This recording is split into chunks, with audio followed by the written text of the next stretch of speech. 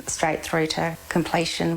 Now is the perfect time to call Paint Professionals and receive a professional colour consultation valued at up to $250. Yours free if you decide to paint your entire house inside or out, getting ready for sale, or giving your home a new lease of life. Make it a great experience. Call Paint Professionals for this limited offer.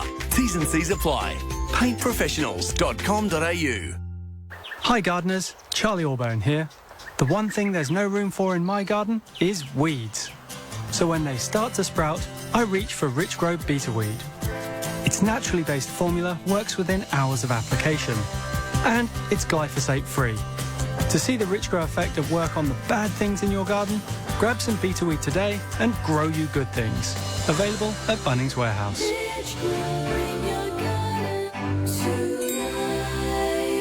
Who on earth gave them their driving licence? Learn how to merge! Keep your cool in traffic with Ice Cold Aircon from Automasters.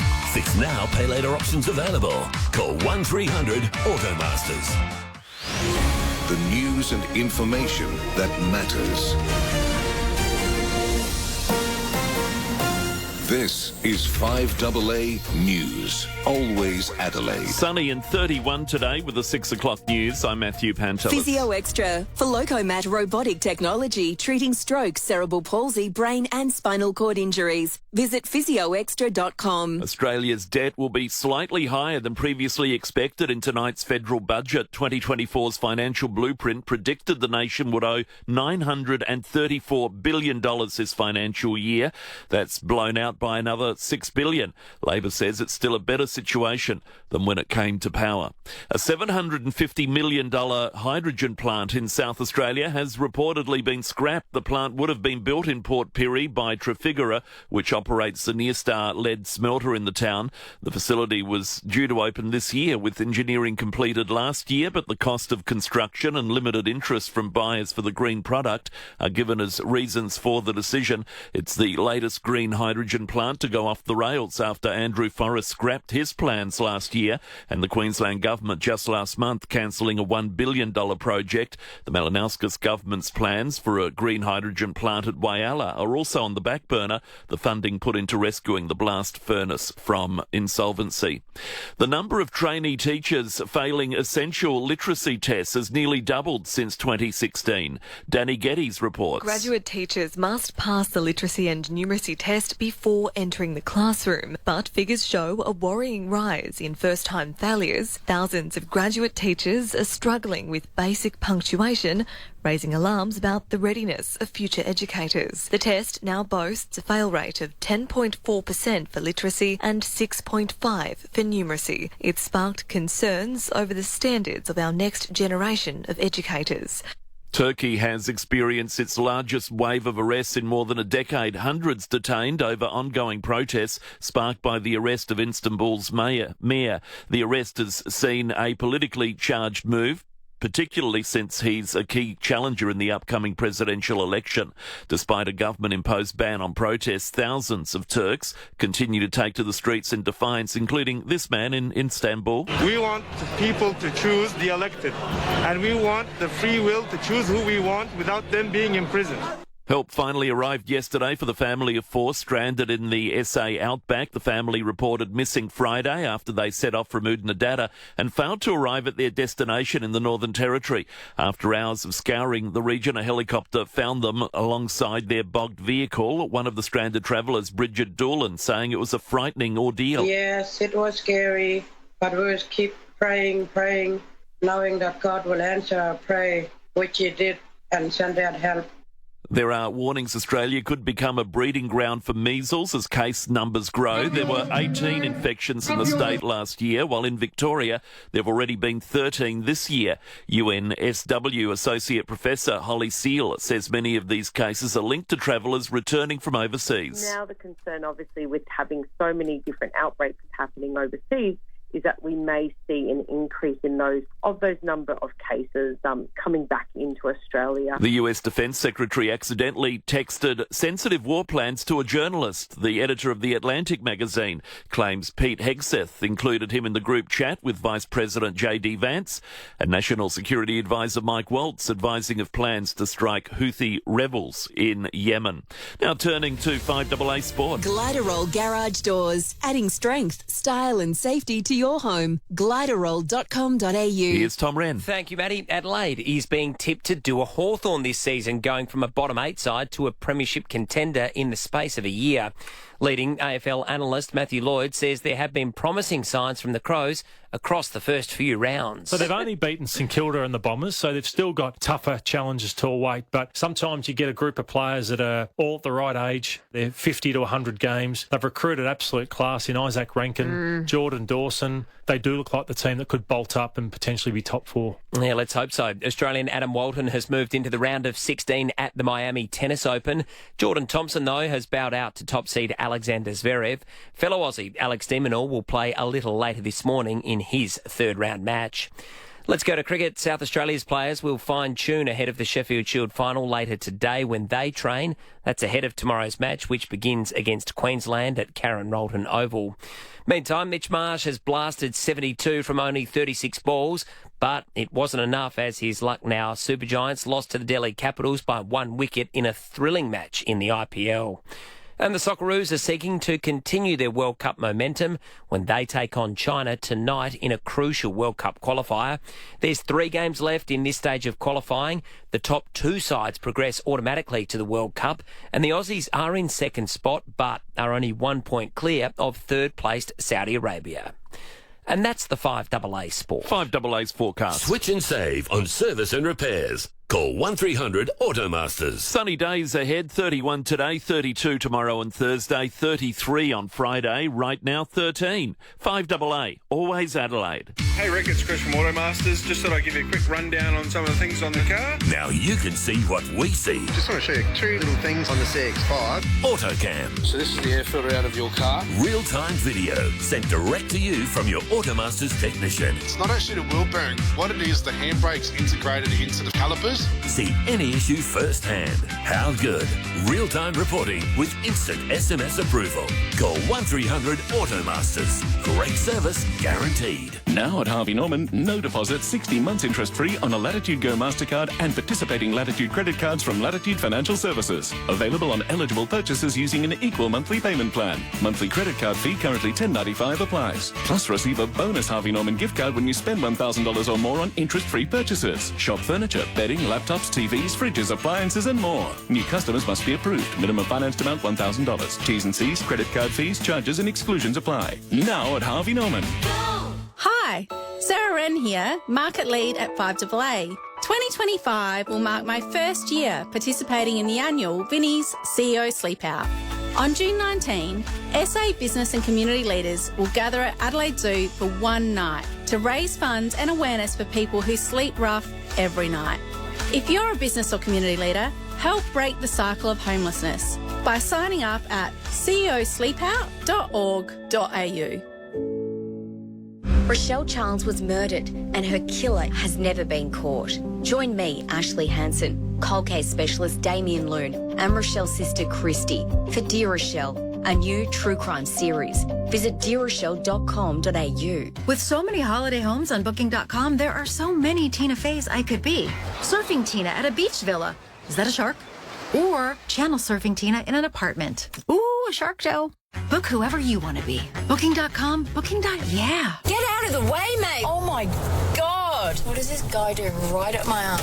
Keep your cool in traffic with ice cold aircon from Automasters. Fix now, pay later options available. Call 1300 Automasters. Stay informed, get involved. 5AA, always Adelaide. The Hyundai Keys to Summer event ends soon. Unlock offers now. Visit Hyundai.com.au. David Penberthy and Will Goodings, 5AA Breakfast. 8 minutes after 6, good morning to you and welcome to Tuesday on 5AA Breakfast. It is the 25th of March. It is Federal Budget Day and we've got you covered in the build-up this morning. You're going to hear from Phil Curry, the best political reporter in Canberra, with all the insights as to what's going to happen a little bit later today. Then, and I'm looking forward to this, we've spoken to Koshi yesterday, and Koshi's going to come on and give you a bit of a masterclass in how to listen to the budget, what to watch for, what to listen out for. If you want to go find information, how do you do that? What does he look for as someone who does this for a living and makes financial investments and decisions on the basis of what the Treasurer will say today? We'll get Koshi's federal budget preview after 8:30 today. Also, really looking forward to having a chat with Inspector Josh Hines from the Sapole Far North Local Service Area, who was part of the rescue operation to rescue that family caught in the furthest northern part of South Australia yesterday. The sensitivities involved in that, the logistical issues, we're going to talk to him about that entire process. Really looking forward to that. We've got a jury trial to conduct, and we'll get you across everything that's going on around the world, non-budget related as well. David Penberthy, good morning to you. Good morning, listeners. Good morning, Will. I don't know about you, Will, but I have the opposite of budget fever today. This feels like this is the weirdest budget I can remember. I think it's going to be the most boring budget in a long, long time. Yeah. I mean, not to say they're ever riveting, but this is... among a field of fairly boring options, this might be the most boring. There's this thing where newspaper editors always want to get the budget story the day before the budget. It's a bit like shaking your presents under the Christmas tree to find out what's in it. But, they sort of do this thing, the politicians, the government of the day, of drip feeding, soft drops where they'll give a leak to the Sunday paper. Often the Sunday paper gets the best and biggest story out of the budget a few days before, because the Sunday papers historically... and indeed to this day have the biggest circulation in Australia. Combined, I still think all the Sunday papers have something like about 3 million readers or something. When you pull them all together, that's readership, not circulation. So the government wants to get the good news out there. But with this, there hasn't actually been anything. Like what's been the big pre-budget leak? Has there been anything? They dropped the big numbers this morning, so they sort of started talking about what the debt's going to be, what net debt is going to end up being. So for example, debt this year, 940 billion is what they're suggesting. Sorry, that's total. That's net debt. I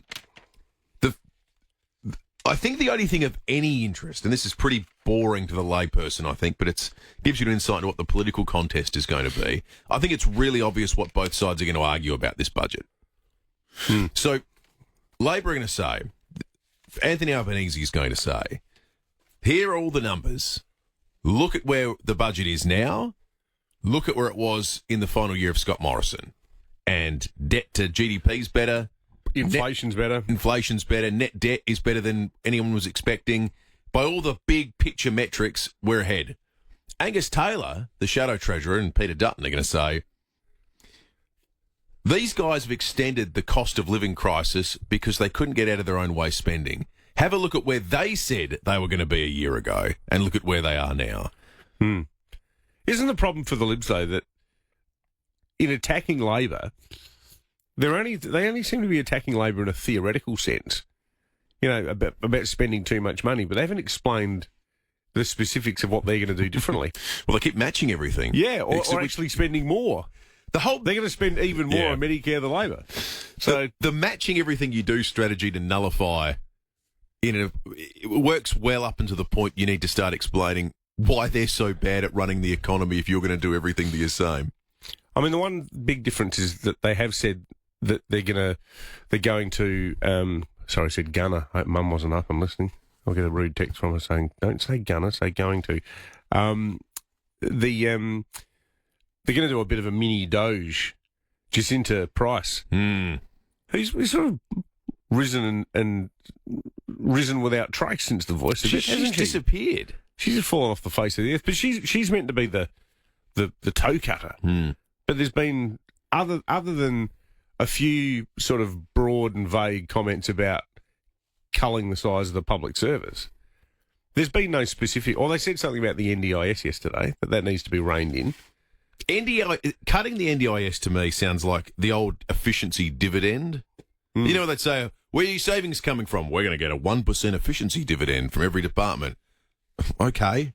Well, everyone's Surely at every given juncture, everyone's trying to be more efficient and spend money a bit better and save a little bit of money. They should be. Any organisation should be doing that all the time. That's right. It feels like a bit on the never. What's the Doge equivalent in Australia? So, like a big could picture. be in the US, you know what it is? It's probably the Papua New Guinea rugby league team. Yeah. But they don't want to say that. Hmm. But that's an example of big spending overseas that Elon Musk and his mob would look at in 3 seconds and go, well, that's gone. See, I don't think, though, that the politics of Australia, even though one nation would love it, like 10% of the community would love it, and I'm sure some of our listeners would love it, but I think Australians are too astute, and Australian politicians are too astute to know that if we go on some aid-cutting spree in the South Pacific, it's pretty obvious who's going to fill it. Completely. Like, there's only one country, and they're just going to be licking their lips, going, all right, we'll do that. I think Americans at their core have this idea that, you know, if the rest of the world ceased to exist, they'd get along just fine. Oh, yeah, well, totally. I don't think any Australian thinks that. No. We appreciate we're a much smaller fish in a big pond. Oh, yeah, Americans are convinced they might just be the pond. Yeah, but you look at how little Americans travel, how few Americans hold passports compared to Australians. Like, it's not a very worldly place. Yeah. You know, like, you don't have to travel far in the US to meet people who are genuine hillbillies. Who've got never left the country, very simple needs, you know. They want to eat crap food every day, go hunting and drink. You know, like, it's quite a unique place. Completely unique. In that sense. Lots of police home care texts already coming through. 0480 08 1395 this morning. You can share your thoughts, of course, at any time and indeed on any subject. Jack says Jacinta Price has a big presence in social media. Are you blokes blind? Still not what we were saying. We'll get Instagram up and see what she's up to. In terms of prominence on the Liberal front bench, yeah, she's not rolled out as many press conferences as she is. As we might have expected when her star was so on the rise during The Voice. Yeah, absolutely. When she was being touted as a leader. Yeah. Rob, our good mate Rob, says, can Albo do a big budget cash splash and the backup with a pre-election spending promise within a couple of weeks when we already have such a big deficit? That's a good question, Rob. Jim in Golden Grove says, morning, lads. I'm banking on the budget speech to cure my ongoing insomnia. It will do that, I reckon. Now, look, our good mate Con, I'm sure Con's up and about. The more important thing is tonight, 9:30, forget the budget speech. Well, but the budget will largely be over by then. I'm sure they'll still be talking about it on the political channels like Sky and that. But the really important thing on TV tonight is Australia-China, 9:30. Must win. World Cup qualifier. That's the future of the country right there. Annoyingly, I don't know how this happens with... Like, this is a marquee match. This is a must-win match for Australia. And if we win this, we've pretty much got 1 foot well and truly into World Cup qualification. So, you know, a couple more games to come after this. We've got to play the Saudis and we've got to play Japan. But if we win tonight, and there's other matches going on too, Saudi Arabia are playing somebody else. We really want them to lose. We're pretty much almost there. It's not on free-to-air television. Yeah. It's on Paramount. I don't even know what Paramount is. I think the soccer people would say away qualifiers have rarely been on free-to-air television. I think they used to be on Fox. I'll stand corrected on that. Well, back in the good old days, everything was on SBS. That was, yes, you're absolutely right about that. You had Les Murray. Yep. You had Andy Pascalides. And then you had some Swedish film about an nymphomaniac who felt frustrated working in a pig iron factory and tapped into her desire to travel Europe sleeping with hundreds of men. Yeah, the golden era. It was great. 17 after 6, news headlines coming up next. We're interrupting your show. Sorry. Because Binge Basic is now just $4.99 a month for 12 months. That's a bajillion hours of entertainment for less than $5 a month. Offer ends March 31st, so head to binge.com.au/4. New and returning customers only. Adelaide's local, trusted and truly connected talkback radio station. 5AA. Always Adelaide. No one loves a clean truck more than Ray Pepper. Ray even launched his own truck washers and developed his own truck strength cleaning products. Now you can try the range of Pepper's truck strength cleaning products for your car, caravan, boat or home. And they're made right here in Adelaide. Make it shine, because everything goes better with a bit of pepper. Shop online and check out the Peppers Starter Pack with a bit of everything for just $69.90. Go to peppersaustralia.com.au. The passing of someone close places unique stress on family and friends. At this time, Farrell and O'Neill Funerals are here to provide reassurance and peace of mind. Farrell and O'Neill offer creative guidance and advice to tailor a service that best honours your loved one. Whether a large gathering or a small, intimate service, Farrell and O'Neill share their generations of experience in tailoring a unique and meaningful farewell. Proudly SA family-owned and operated, because it's personal. Parties, weddings, big events. What do they all have in common? Pals. You know your pals want to have a good time, but what will everyone want to drink? That's when you need to speak to Parafield Airport Liquor Store. Pals will make sure you've got the right type of drinks, the right amount, and best of all, we'll make sure you've got the best labels that will keep everyone talking about your event. Parafield Airport Liquor Store. Pals. Next to Roulette's Tavern, Kings Road, Parafield. Discover the world with Bunnock Tours and Phil Hoffman Travel. Family run since forever. Travel with these small group specialists with just enough guidance and freedom to explore. Dive deep into the heart of each destination with sightseeing and tipping included. Plus return airfares on most tours. From ancient pyramids to bustling bazaars. Discover more of what you came to see with Bunnock Tours because it's who you go with that matters. Visit pht.com.au.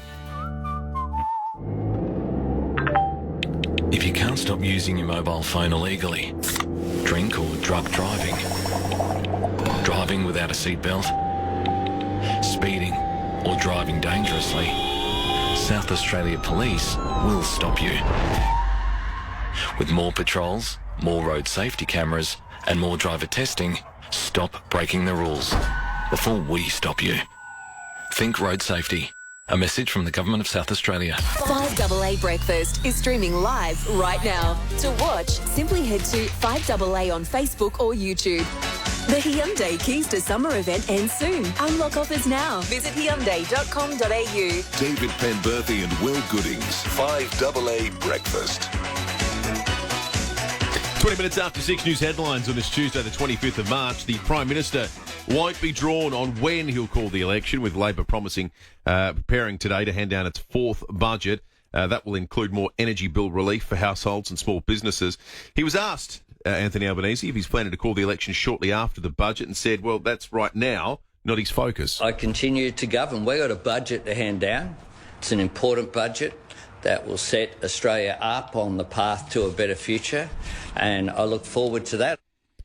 So if the election campaign goes for 6 weeks, which they normally do, he's going to have to hurry up and call it, because 1, 2, 3, 4, 5... Oh, if you called it this weekend, it'd be held on May the 3rd. Yeah, 3rd or 10th, it feels like. Yeah. The two live dates we're down to now. I don't reckon he'll do the 10th, because the 11th is Mother's Day. Mm. And I think a lot of people would get annoyed that, because you might be having mum round for lunch. We often do that, and Saturday becomes your cooking day. You're running around doing the shopping, and some blended families, or a lot of people out there with different mums, ex-wives. A lot of travelling around to make sure everybody gets to see everybody on the Mother's Day weekend. I think he might go for the 3rd. And he wants to avoid the showdown, clearly, as well. Well, that's it. That's another big factor. See, if he wants Nicole Flint to walk it in, exactly, put it on the showdown night, I reckon. Exactly. South Australia's defence and aerospace capabilities will take centre stage at Australia's largest international air show, Avalon, from today. 60 local defence and space organisations will participate, making it the largest ever SA defence industry contingent represented at the Aerospace and Defence Exposition. That sounds like your cup of tea, Will. Where's my invite? Avalon? Yeah. I'm not offering anything. I just look around, go around and have a look. That's probably why I don't have one. We've had another high-range drink driver, this time at Pine Point, south of Ardrossan on York Peninsula. Police breath tested the driver late yesterday, who allegedly returned a positive result of .260, more than 5 times the legal limit. That's drunk. 68-year-old man from Wool Bay was reported. He's lost his licence on the spot for 12 months. His car has been impounded. Crikey. That is hammer drunk. Wool Bay's the coldest place I've ever been in South Australia. Is that right? Oh, my God. I remember it really clearly. For some weird reason, I decided to go squidding at night on the jetty and almost got hypothermia within about 3 minutes.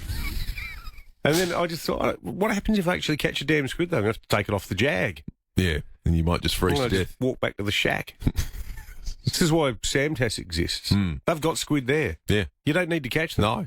Perfectly. Don't need to get covered in ink. Perfectly comfortable climate conditions in the middle Samtas of the as night. well. In the middle of the night on the Wool Bay Jetty. What the hell? Some would describe that as fun. A lot of people would. Experts are warning measles case numbers could rise in Australia amid a spike in the US and Southeast Asia. The disease was in fact declared eliminated nationally in 2014, but infected travellers returning back to Australia have seen infections rise. University of New South Wales Associate Professor Holly Seal says staying up to date with vaccines is the best way to stay protected. A GP or a pharmacist obviously can help you to work out whether or not you would have received 2 doses of the vaccine maybe as a child and whether or not you should be getting an updated vaccine. A leading journalist claims he received secret war plans from the Trump administration via text message. Jeffrey Goldberg was included in a group chat which discussed weapons, targets and timing related to airstrikes in Yemen just 2 hours before they happened. How did that happen? Now, we've all done that, but we expect slightly more of national security, don't we? Yeah, totally. Imagine that. You've received this email in error. It says we're about to bomb Iran back to the Stone Age. Did he write a story about it, or did he sit on it? Yeah, I think he's written a story about it after the fact.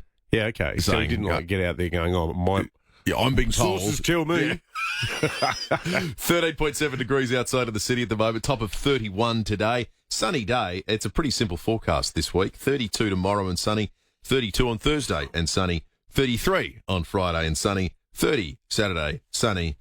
Sunday, a little bit cooler, 26. And then Monday, 27. But anyway you slice it, sunny and pleasant conditions right throughout the week. Tom Wren is in the 5AA Breakfast studio with us.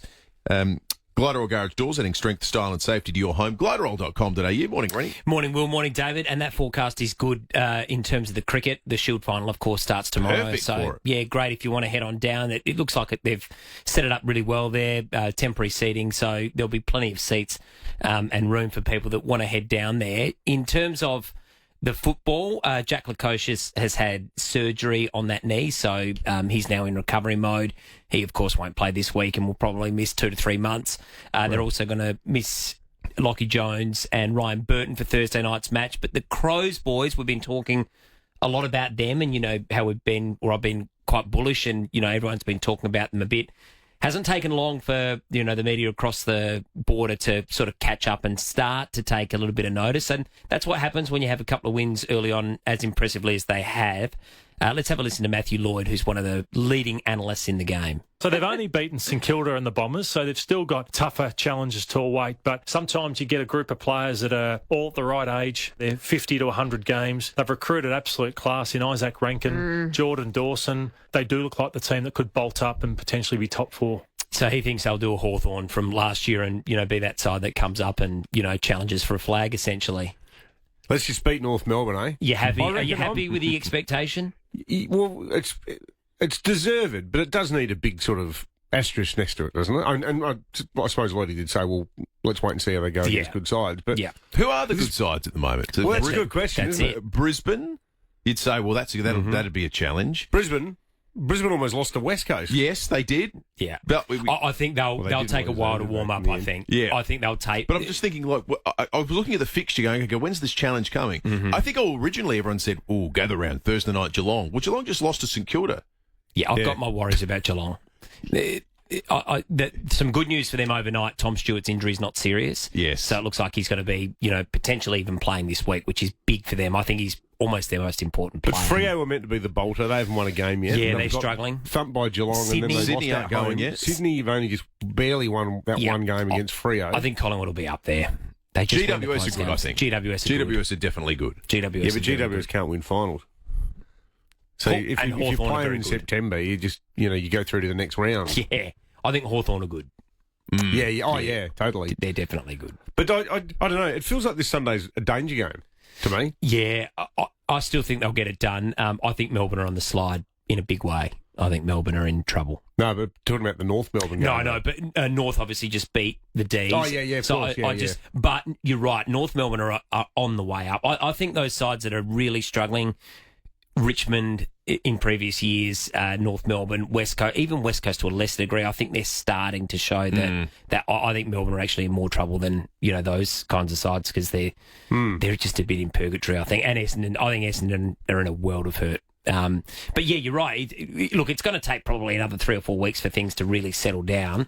But they're definitely catching the eye. So they're just going to have to deal with that external noise as well, I suppose now. And that's a good thing. You want to be a contender. You want to be talked about. You want people to say you're good. You want to have class. Yeah. Yeah. Yeah. So I drifted in on the waterfront quotes there. Hey, what can you tell us about the Shield, Tom? So it starts tomorrow, 10:30. Yep, 5 days. 5 days. 90 overs a side. Is so Kawaja playing for Queensland? Has he been picked? Yeah, I think he'll be there. Is anyone going to talk to him from the Queensland Cricket Association? Maybe not the officials. I reckon. I actually think Kawaja's totally in the right. Have you read the background to it? Yeah, it's a bizarre story. The Queensland administration came out and basically started talking about his injuries publicly and sort of raising eyebrows, going, oh, yeah, let's just see if there's actually anything really going on with his hamstring. And Kawaja held that press conference last week where he was basically in tears almost, saying if they want to check the veracity of this, it's all been logged with the medicos. Yes. And they said, like, maybe you can just have a bit of downtime and take it easy, as long as you keep up with your rehab. So he went to Melbourne for a bit of a break, did all of his rehab down there, and then they start briefing the media. The Queensland Sheffield Shield side is mentally fragile on the cusp of defeat. Let's hope so. Yeah. Meant they're a basket case. Yeah. Well, remember, melting down from within. Exactly. They are. Remember that a draw is good enough for South Australia. So I would say they're a cot case. Yeah. Trent Kelly's a great curator. He'll be working with Damien Hoff, but the truck. He just needs to make it an absolute highway out there. Yes, come on, truck. You know what to do. Win the toss, bat for 4 days. Yep. That's all you need to do. 2 for 600. Yeah, exactly. From 400 overs. That's right. Good on you, ready. Thanks, boys. Rob says, Rob got a text. I'll read it out to you. It says, we're about to bomb Yemen. To opt out of the text or halt the bombing, reply stop.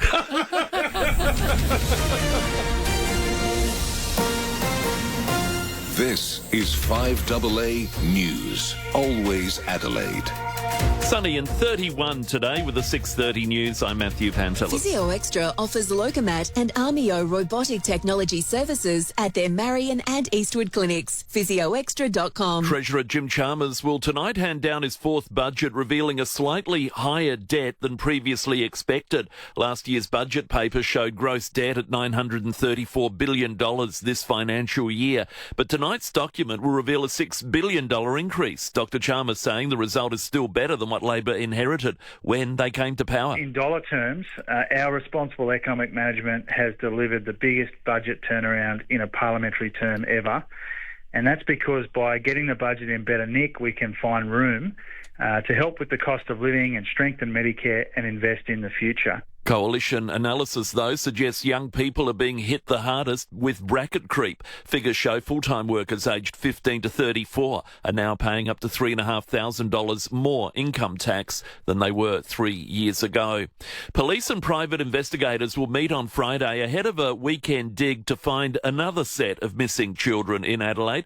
Kirsty Gordon and Joanne Radcliffe were abducted from the Adelaide Oval in 1973. The weekend search will focus on 2 sites in the northern parts of the state between Jamestown and Orroroo, detailed in a letter by a convicted pedophile, Mark Marshall, who accused his father, Stanley Hart, of the girls' abduction and murder.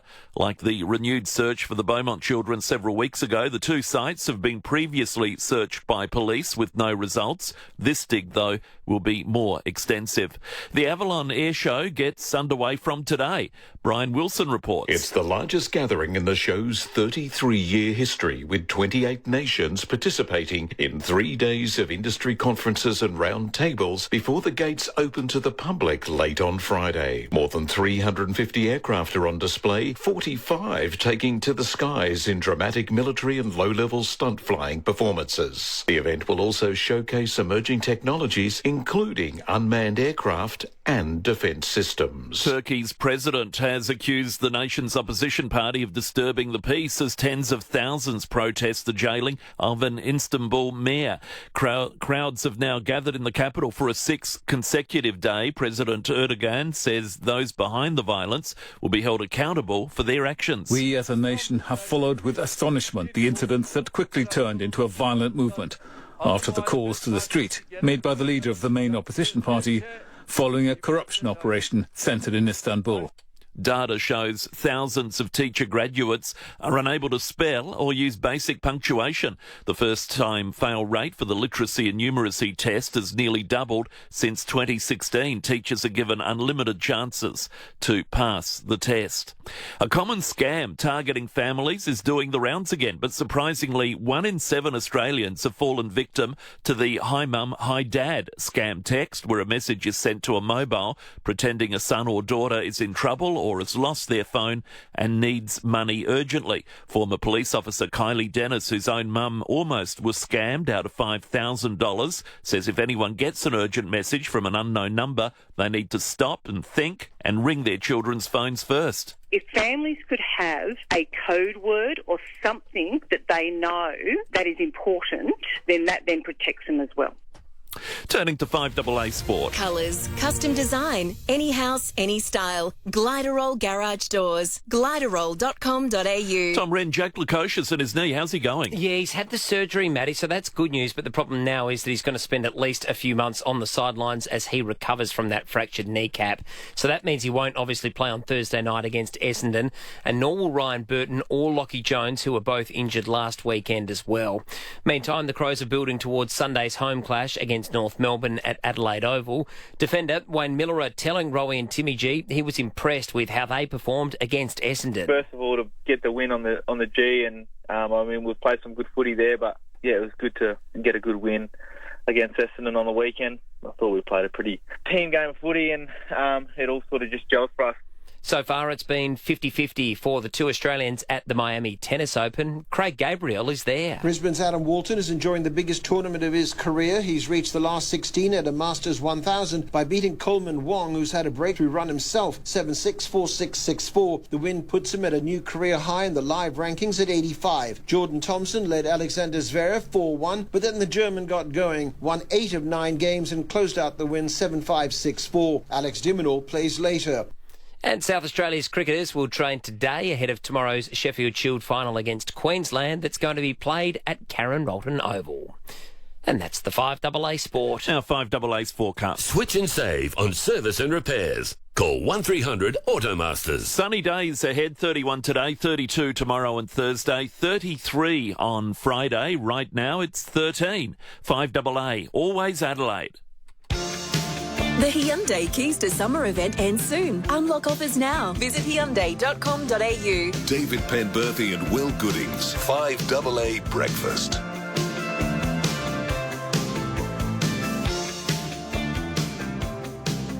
24 minutes to 7. Coming up this half hour, we're going to check in with SafeBowl. We've got the weather coming up for you as well. Jade Robran is out the road for us. We'll have a chat with Jade. Phil Curry is 1 hour away with his federal budget preview. Then after 7 o'clock this morning, we've got our wrap of the morning stories, including is Donald Trump softening his position on the April 2 tariffs, Liberation Day, as he's been calling it. Some suggestion built it up so much. Yeah, well, pretty weird if you walked away from it. The Wall Street Journal reporting this morning that he might be preparing to water it down a bit, and then he made a comment in a press conference today, in just the last half an hour. There's a few people going, maybe this is going to be gentler than first expected. We'll find out, and we'll talk more about that after 7 o'clock today. Just don't do a portrait of him. Don't do a portrait on him. And if you do, make sure it's a good one. About his portrait. He's deeply unhappy with that at the moment. What if any of our listeners have ever done a portrait of themselves? You got a portrait you're happy with, or there would be people you're devastated with. Have you got a portrait of yourself at home, Will? No, I don't. In your study? No, I do not. Go in there with your velvet smoking jacket of an evening. I just glance at it. After the wink TV. At it. You're sort of Ron Burgundy Still stuff. got it. That's right. No, I do not. What's that Oscar Wilde book, Portrait of Dorian Gray? Oh, yeah. About a man who's tormented by ageing. The portrait that reminds him of his lost youth. One of the things happens with Yeah, I read the ageing book, that's all I know about it. is you see the next generation come through. I want to see if this voice of this contestant on American Idol is familiar. When it rains, it pours, but you didn't even notice. It ain't raining anymore. It's hard to breathe when all you know is the struggle of staying above the rising water line. Well, the sky is finally opened, the rain and wind stop blowing, but you're stuck out. The voice you're hearing is that of 19-year-old Lola, appeared on American Idol last night. Pretty good pedigree does Lola have. Her grandfather is Brian Wilson from the Beach Boys. Which means her mum's in Wilson Pickett. Her mum is in Wilson Phillips. Wilson Phillips, not Wilson Pickett. Yeah. Wilson Pickett was not they, he was him. He was Wilson, he was one person. Yeah. Wilson Phillips, of course. Wow. She's got a stunning voice. It's beautiful, isn't it? Yeah. Just what got me thinking, this is a question for you as the music man. Famous relations of musical greats. We have the father-son rule in the AFL, and the mother-son rules. There's heaps in music. All of the Wainwrights are incredibly talented. Yeah. So Rufus Wainwright. Well, his dad is Loudon Wainwright. Yeah. Who wrote some terrific songs. The swimming song. He wrote that fantastic song, The Man Who Couldn't Cry, that's covered by Johnny Cash on his first American recordings record. Jeff Buckley, his dad, was a famous musician. Is that right? I didn't know that. Yeah. They both died very young. I got a weird feeling they both might have both drowned. I think his dad drowned too. I'm not sure about that. Well, let us know what you think, folks. 8223 Are there any that immediately spring to mind? You can jump on the Police Home Care text line as well. Andrew what about says, we played that great audio a couple of years ago when the drummer from the Foo Fighters died, and his son took over. Oh, that was amazing. Yeah, he played with them in their first concert after they he did died. That incredible version of "There Goes My Hero." Yeah, and he played it. Where Dave Grohl couldn't sing, he was just crying the whole time, upset. Yeah. Carly Simon's daughter says, Andrew. Thank you, Andrew. Yeah, okay. Keep them coming in, 8223 or Police Home Care Text, or indeed Facebook and YouTube live stream, we should say as well. If you jump on board there, you can leave us your thoughts. Our resident stats man, Ben Jordan, says on the weather forecast, March is on track for 17 days above 30 degrees. The average is only 8, but 1940 holds the record with 18 days above 30. Someone here talking about the Shield final, saying, hey, Rennie, check the Shield final rules. A draw is no longer good enough for SA because the result can be decided on first inning scores. That is actually correct. That's my reading of it as well. I think it's a good rule because it means you're duty bound to go out and play for a result. It does diminish your advantage for finishing on top. I suppose you still get the home final, don't you? That's a pretty big advantage. But not as big as it used to be, where you didn't even need to win the game. Yeah, quite a few people texting in about that. It's that which makes me think that there's a heck of a lot of interest in this game. Who's going along? It's going to be brilliant. I would love to go down there. I might actually try to go Friday. Looks good. Yeah, I was on the way to the Thebarton dump yesterday. Had a good time at the dump, as I mentioned on the show when I was trying to change the subject after offending that listener. I wonder if she's still with us today. I wonder if I offended her so much that she's listening to another station. If that has happened, can we just ask, can everyone else who's listening get one of their friends who doesn't listen to the 5AA Breakfast Show to tune in? I'm not saying it's the best radio show in the world, but it's just not the worst. We've got a spot available is what you're saying. Yeah, we've got a spot available. We need one new listener. Unless that lady is listening. Sorry, then we're full up. So, yeah. Oh no, we can squeeze a couple more in. Yeah, all right. Well, there's room. There is room. Lots of suggestions coming through. Miley Cyrus, Dave Grohl's daughter, apparently very talented, says Andrew, who's just texted in. There's a flooding through on the Police Home Care text line. Don't you think it's a bit like, the father-son rule in AFL, where if you grow up in an environment where, in the same way, the house is full of footballs and, cones for doing drills in the backyard and skipping ropes for doing exercise and what have you. If you grow up in a house that's full of guitars and amps and sheet music, when you're around it, you're likely to gravitate towards it because it's just what you've grown up with. No, it's the conversations you hear with your parents and their friends. They're talking about it. And, Where's I Dad? like that, or I he's don't on like tour that. again? Yeah. Or when he talks about music, he's talking about it differently to how average Joes talk about music. Yeah, I think it's the least surprising thing in the world. I reckon if you did grow up in a household like that, you'd probably find it hard not to want to do that for a living because you think, well, I could do this, or I could become an accountant. Yeah, you reckon you're flicking through the SATAC guide. Yeah, I'd rather live the same life my father David Lee Roth has led. Podiatry or rock star. Yeah, that's right. Meredith's called in. Morning, Meredith. Morning. How are we this morning? We're good, thank you, Meredith. That's good. Why didn't Rowie do the commentating on Sunday? Oh, he was otherwise engaged. He was at a pre-organised event, Meredith, but he'll be back this weekend. Not that fishing thing. No, I think it was a family thing. Oh, okay. Do you know if it's a live telecast on Sunday? On the radio? No, it'll be on the radio, but on TV. Yeah, I believe it is. I think it's only Saturdays. Saturday's the sort of the AFL's designated free pay TV day. So Sundays are all free are all live. Oh, so we'll see it direct for Sunday. Good. Yeah. Because it's going to be pretty warm. Gee. It is going to be warm, Meredith. Yeah, I'm glad when summer's over. And I heard on overnight with Tony, somebody rang in and said that he was ringing from Perth, and he said we've had a week of over nearly 40 and over. Yeah, it sounds like we're about to get the tail end of that, Meredith, with the warm days we've got we don't coming get it. Gee, I want something. I want winter. Hurry up. Yeah, it's meant to be all. Well, it's going to be pretty much 30 every day for the next week, Meredith. I can't remember being 30. It's too long ago. You wanted to talk about Elvis, Meredith? Yeah, Elvis and Lisa Marie. Very talented family. Mm-hmm. You a big Elvis fan, Meredith? Oh, yeah. Never liked him when I was young. Then I fell in love with him when I started to watch him in his Hawaii concert, and I loved him ever since then. That Hawaii but I've got concert. another lover now that's passed away, and that was David Soul. David Soul, yeah. Elvis is a great one. Thank you, Meredith. Riley Keough, who's an actress, she starred in a show, I wonder if our listeners, any of them have seen it, called Daisy Jones and the Six. It was basically a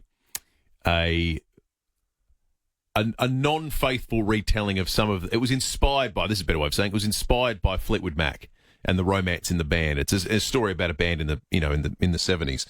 She stars as the who they get in as the lead singer. She'd never sung in her life. No musical interest whatsoever. And you might go, that's weird, being Elvis's granddaughter. She's unbelievable. Now, if you would want to make a case that there is genetic gifts of singing passed down, it is incredible how natural she looks like fronting a band and being a singer. In fact, they released the music from the show, and it's all quite popular. But it's a great story because they got her in and they went, "Oh, you're going to be the singer?" And she said, "Well, I can't sing." And then she started singing. They went, "Well, we got news for you, love." John and Grange, good morning. Good morning. Are you ready, Boots? What about Frank and Nancy Sinatra? Excellent choice, Yeah, John. great choice. I love Nancy Sinatra. Who was that guy? She did all those duets with Lee Hazelwood. Absolute weirdo. Called himself the Space Cowboy. Have you ever heard that song Velvet Morning? No. Oh, it's just so bizarre. But yeah, Nancy Sinatra, terrific. Thank you, John. Let's go to West Croydon. Mark, good morning. Gentlemen, good morning to you both. John and Julian Lennon. Yeah, good pick. Very good pick. Sounds so much like his dad too. Eerily so. Thank you, Mark. Appreciate all excellent calls and suggestions. 8223 number, or you can let us know what your thoughts are on the police home care text line. We're going to take a quick break here. Police and weather coming up in a moment. First, though, we'll check traffic for the first time this morning thanks to Corporate Clean Property Services. They're referred for a reason, after all. They don't cut corners. They clean them. Thanks, Will. And morning, David. A crash to look out for at Karata Park this morning. It's on Anzac Highway near the shopping centre. Got delays inbound at the moment. Dry Creek, lights on the blink there. The railway lights. Cormac Road near Churchill Road North. And slow for works at Glenelg East. Brighton Road near Dunbar Terrace. Busy South Road at Clovelly Park with the camera this morning. Lyons Road at Holton Hill.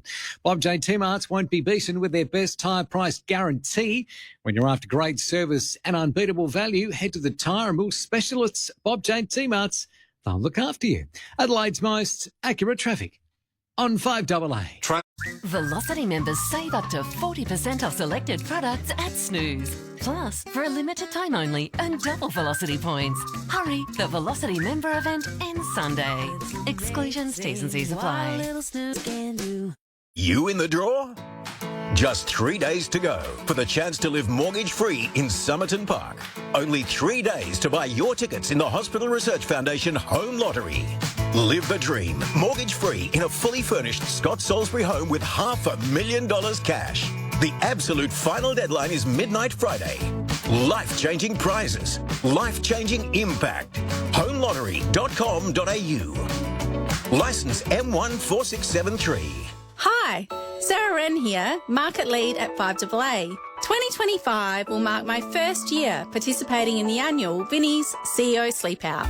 On June 19, SA business and community leaders will gather at Adelaide Zoo for one night to raise funds and awareness for people who sleep rough every night. If you're a business or community leader, help break the cycle of homelessness by signing up at ceosleepout.org.au. We know you are concerned about SA's public hospital capacity and how long it can take to see a doctor. So are we. We need enough doctors to provide the safe, quality care you deserve. There are solutions for South Australia and it's not rocket science. Visit safermedicalstaffing.com.au and sign the petition to support our 3-point plan for enough doctors for South Australia. Authorised by Dr. David Pope, South Australian Salaried Medical Officers Association, Adelaide. When it comes to reducing pain and rebuilding strength, Kaiser leaves nothing to chance. Our university-qualified health professionals don't just treat problem areas. They design personalised training programs using Swiss-engineered machines unique to Kaiser. These machines safely isolate the affected area, test your strength, and help rebuild your muscles for a stronger, more active and healthier life. Kaiser, building strength with precision in Norwood. The Hyundai Keys to Summer event ends soon. Unlock offers now. Visit Hyundai.com.au. David Penberthy and Will Goodings, 5AA Breakfast. 11 to 7. Let's talk about the weather this week. Simon Timke at the Bureau joins us. Simon, good morning to you. Morning, Will. Morning, David. All right, so what have we got ahead of us for Tuesday and then as we get closer to the weekend? Yeah, look, pretty similar day to yesterday. Today we've got clear skies over the city at the moment. We did have a little bit of low cloud about the hills earlier, but that looks to have mostly cleared away. So plenty of sunshine for the day ahead. Winds generally southeasterly in direction. We'll see them freshen up a little bit with some sea breezes during the afternoon. And temperature-wise, likely to be a little bit warmer than yesterday. We got to 27.8 degrees yesterday, expecting a maximum of 31 for the city today. Currently sitting on 13.8 degrees, just a little bit above our overnight minimum, which was 13.2 degrees at 6:15. Maximum temperatures around the suburbs today, expecting 32 degrees for Elizabeth, 30 degrees for Glenelg, 29 for Noarlunga and 28 degrees for Mount Barker. And the sunny conditions and warm conditions continuing through the rest of the week too. Mostly sunny days for Wednesday, Thursday and Friday. Maximum temperatures 32 for Wednesday and Thursday, 33 for Friday. And then we get a little bit of a drop in temperature over the weekend, but continues to be sunny. 30 and sunny for Saturday, 26 degrees and sunny for Sunday. So plenty of sunshine in the days ahead, guys. Good on you, Simon. Thank you for that. Simon Timke at the Weather Bureau. Let's head to Safe Bowl. Senior Constable Holly Frisbee joins us. Holly, there was a robbery in the CBD last night. Yeah, good morning. Just before 9 o'clock last night, police were called to a convenience store on Grenfell Street after 3 females entered the store and demanded cigarettes from the store assistant. One of the suspects was armed with a knife, which would have been pretty scary for that store assistant. They stole cigarettes and were last seen walking towards King William Street. Thankfully, the staff member was not injured. Patrols searched the area and were unable to locate the group. The suspects are described to be in their late teens and early 20s, and anyone with information is asked to call Crime Stoppers on 1800 333 000. Holly, also, there was a crash in Hackham down south early this morning. Just after 3 o'clock this morning, police and emergency services were called to Higgins Street after a Kawasaki motorcycle was suspected of being involved in a collision. The rider, a 25-year-old man from Oaklands Park, was taken by SAS to hospital for non-life-threatening injuries. Checks on the motorcycle showed that it had been stolen from Hunfield Heights in December last year. Local police are investigating the collision and ask anyone who may have witnessed the collision or has dashcam footage that may assist to call Crime Stoppers on 1800 333 000. Good stuff, Holly. Thanks for that. Senior Constable Holly Frisbee from Sapole. In about 27 hours, Karen Rolton Oval will be laying host to the Sheffield Shield final. Our very own Jade Robrin is there to inspect on how everything is going in the setup. Jade, good morning to you. Good morning. Everything is in tip-top shape. It is absolutely beautiful down here. Gorgeous morning. Workmen here are setting up for the Sheffield Shield, as you said, that kicks off tomorrow against Queensland. Lots of seating, which is great news. A lot of pop-up marquees, a lot of scaffolding going up as well to put up those stands as well. So stacks of seating if you're thinking of coming down, and of course the all-important West End tents as well. So some red cans can be drunk while we're cheering on our SA boys. But of course the South Aussies, they haven't won a Sheffield Shield final since the 95-96 summer. So we're hoping that thousands of people get down here and cheer the boys over the line. But the team will train here today to get a feel for the ground, and it is looking absolutely beautiful. Obviously, there is that drop-in pitch. I am not tempted to walk out because I feel like I will be tackled to the ground, but it is looking absolutely gorgeous. Now, the quandary for the SA selectors is whether to play a dual spin attack or go with the 3 specialist quicks. Now, the only change of the 14-man squad Queensland brought into Adelaide last week is the inclusion of Test opener Usman Khawaja. Now, I can't, like I said, I can't give you the pitch update, but it's quite dark out here, but they say that it is absolutely going to be spectacular.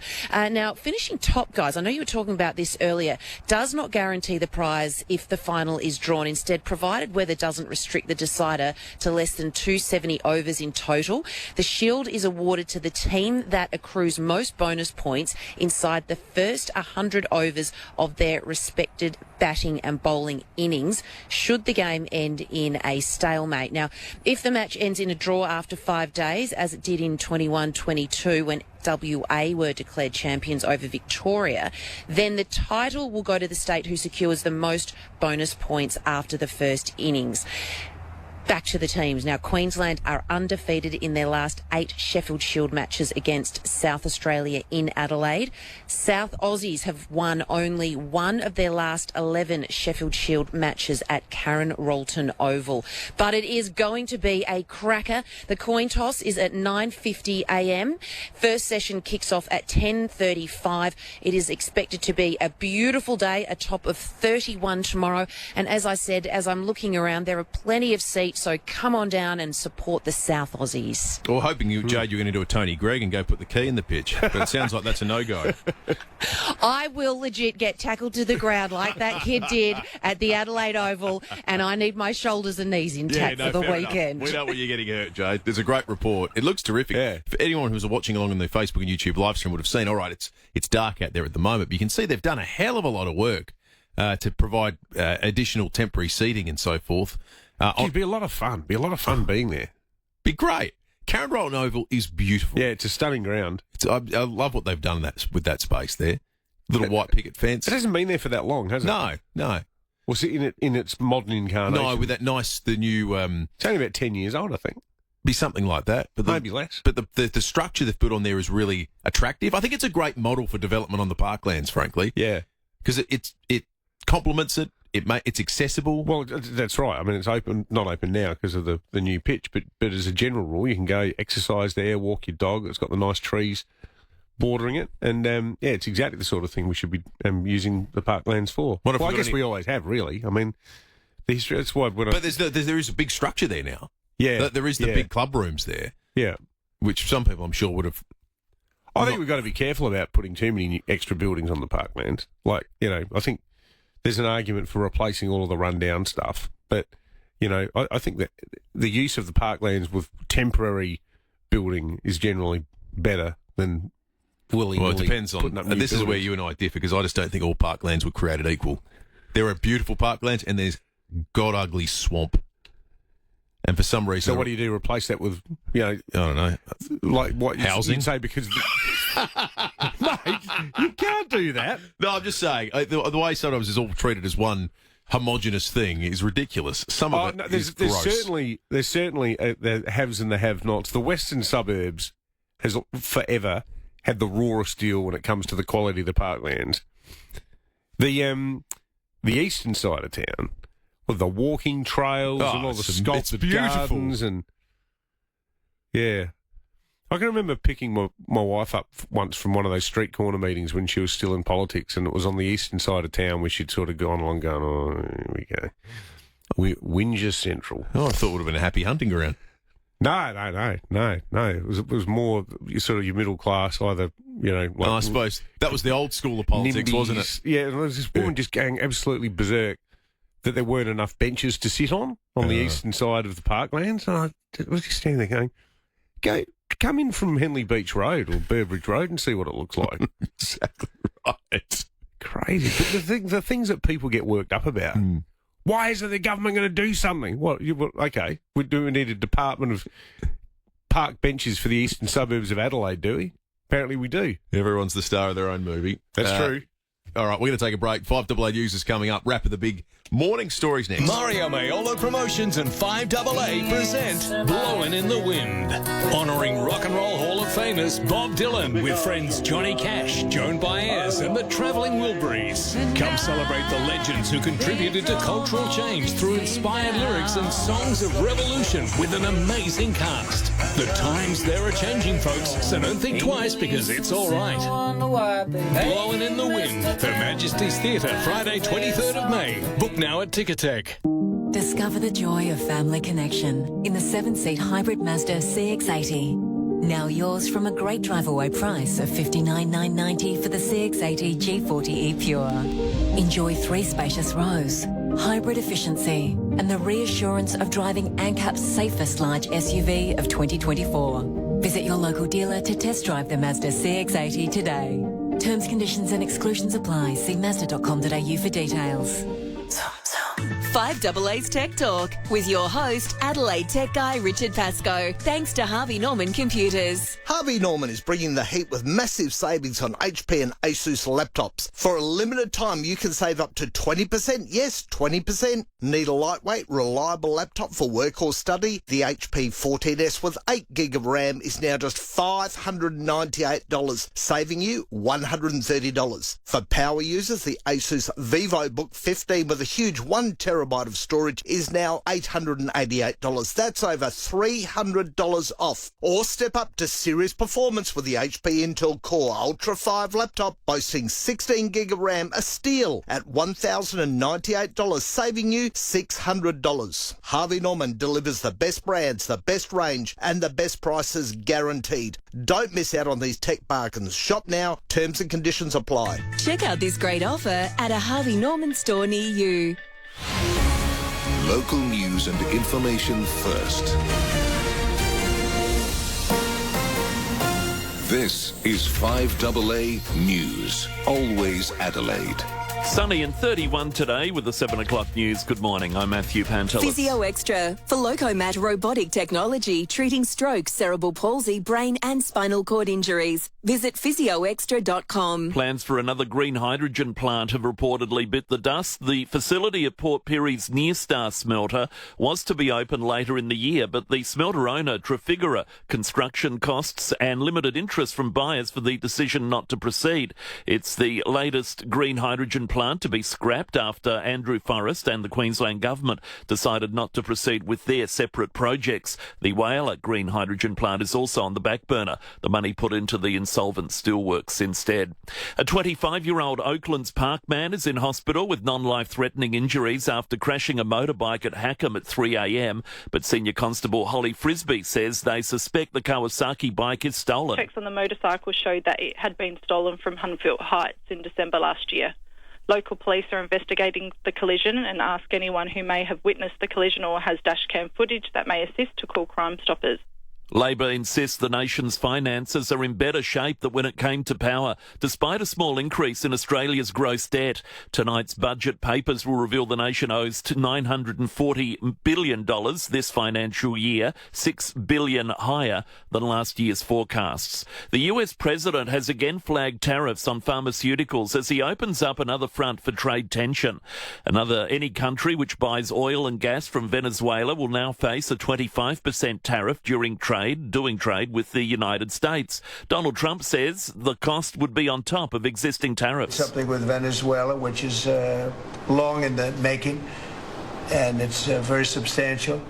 And we'll be announcing cars very shortly, and we already announced steel, as you know, and aluminum. We'll be announcing pharmaceuticals at some point. More than 70 people have been injured in a Russian missile attack in Ukraine as peace talks continue in Saudi Arabia. Ukrainian officials say the strike occurred in a densely populated residential area in the country's northeast. Catholics in and around the Vatican City are gathering to pray for the health of Pope Francis, the pontiff cutting back on official duties. He's continuing to recover after spending 5 weeks in hospital with a severe respiratory infection. Nine's Europe correspondent Hannah Sinclair says the Pope's condition has sparked particular concern due to his prolonged hospital stay. Doctors have said he needs to continue resting for at least another 2 months, and they've advised him not to take any meetings with large groups just yet.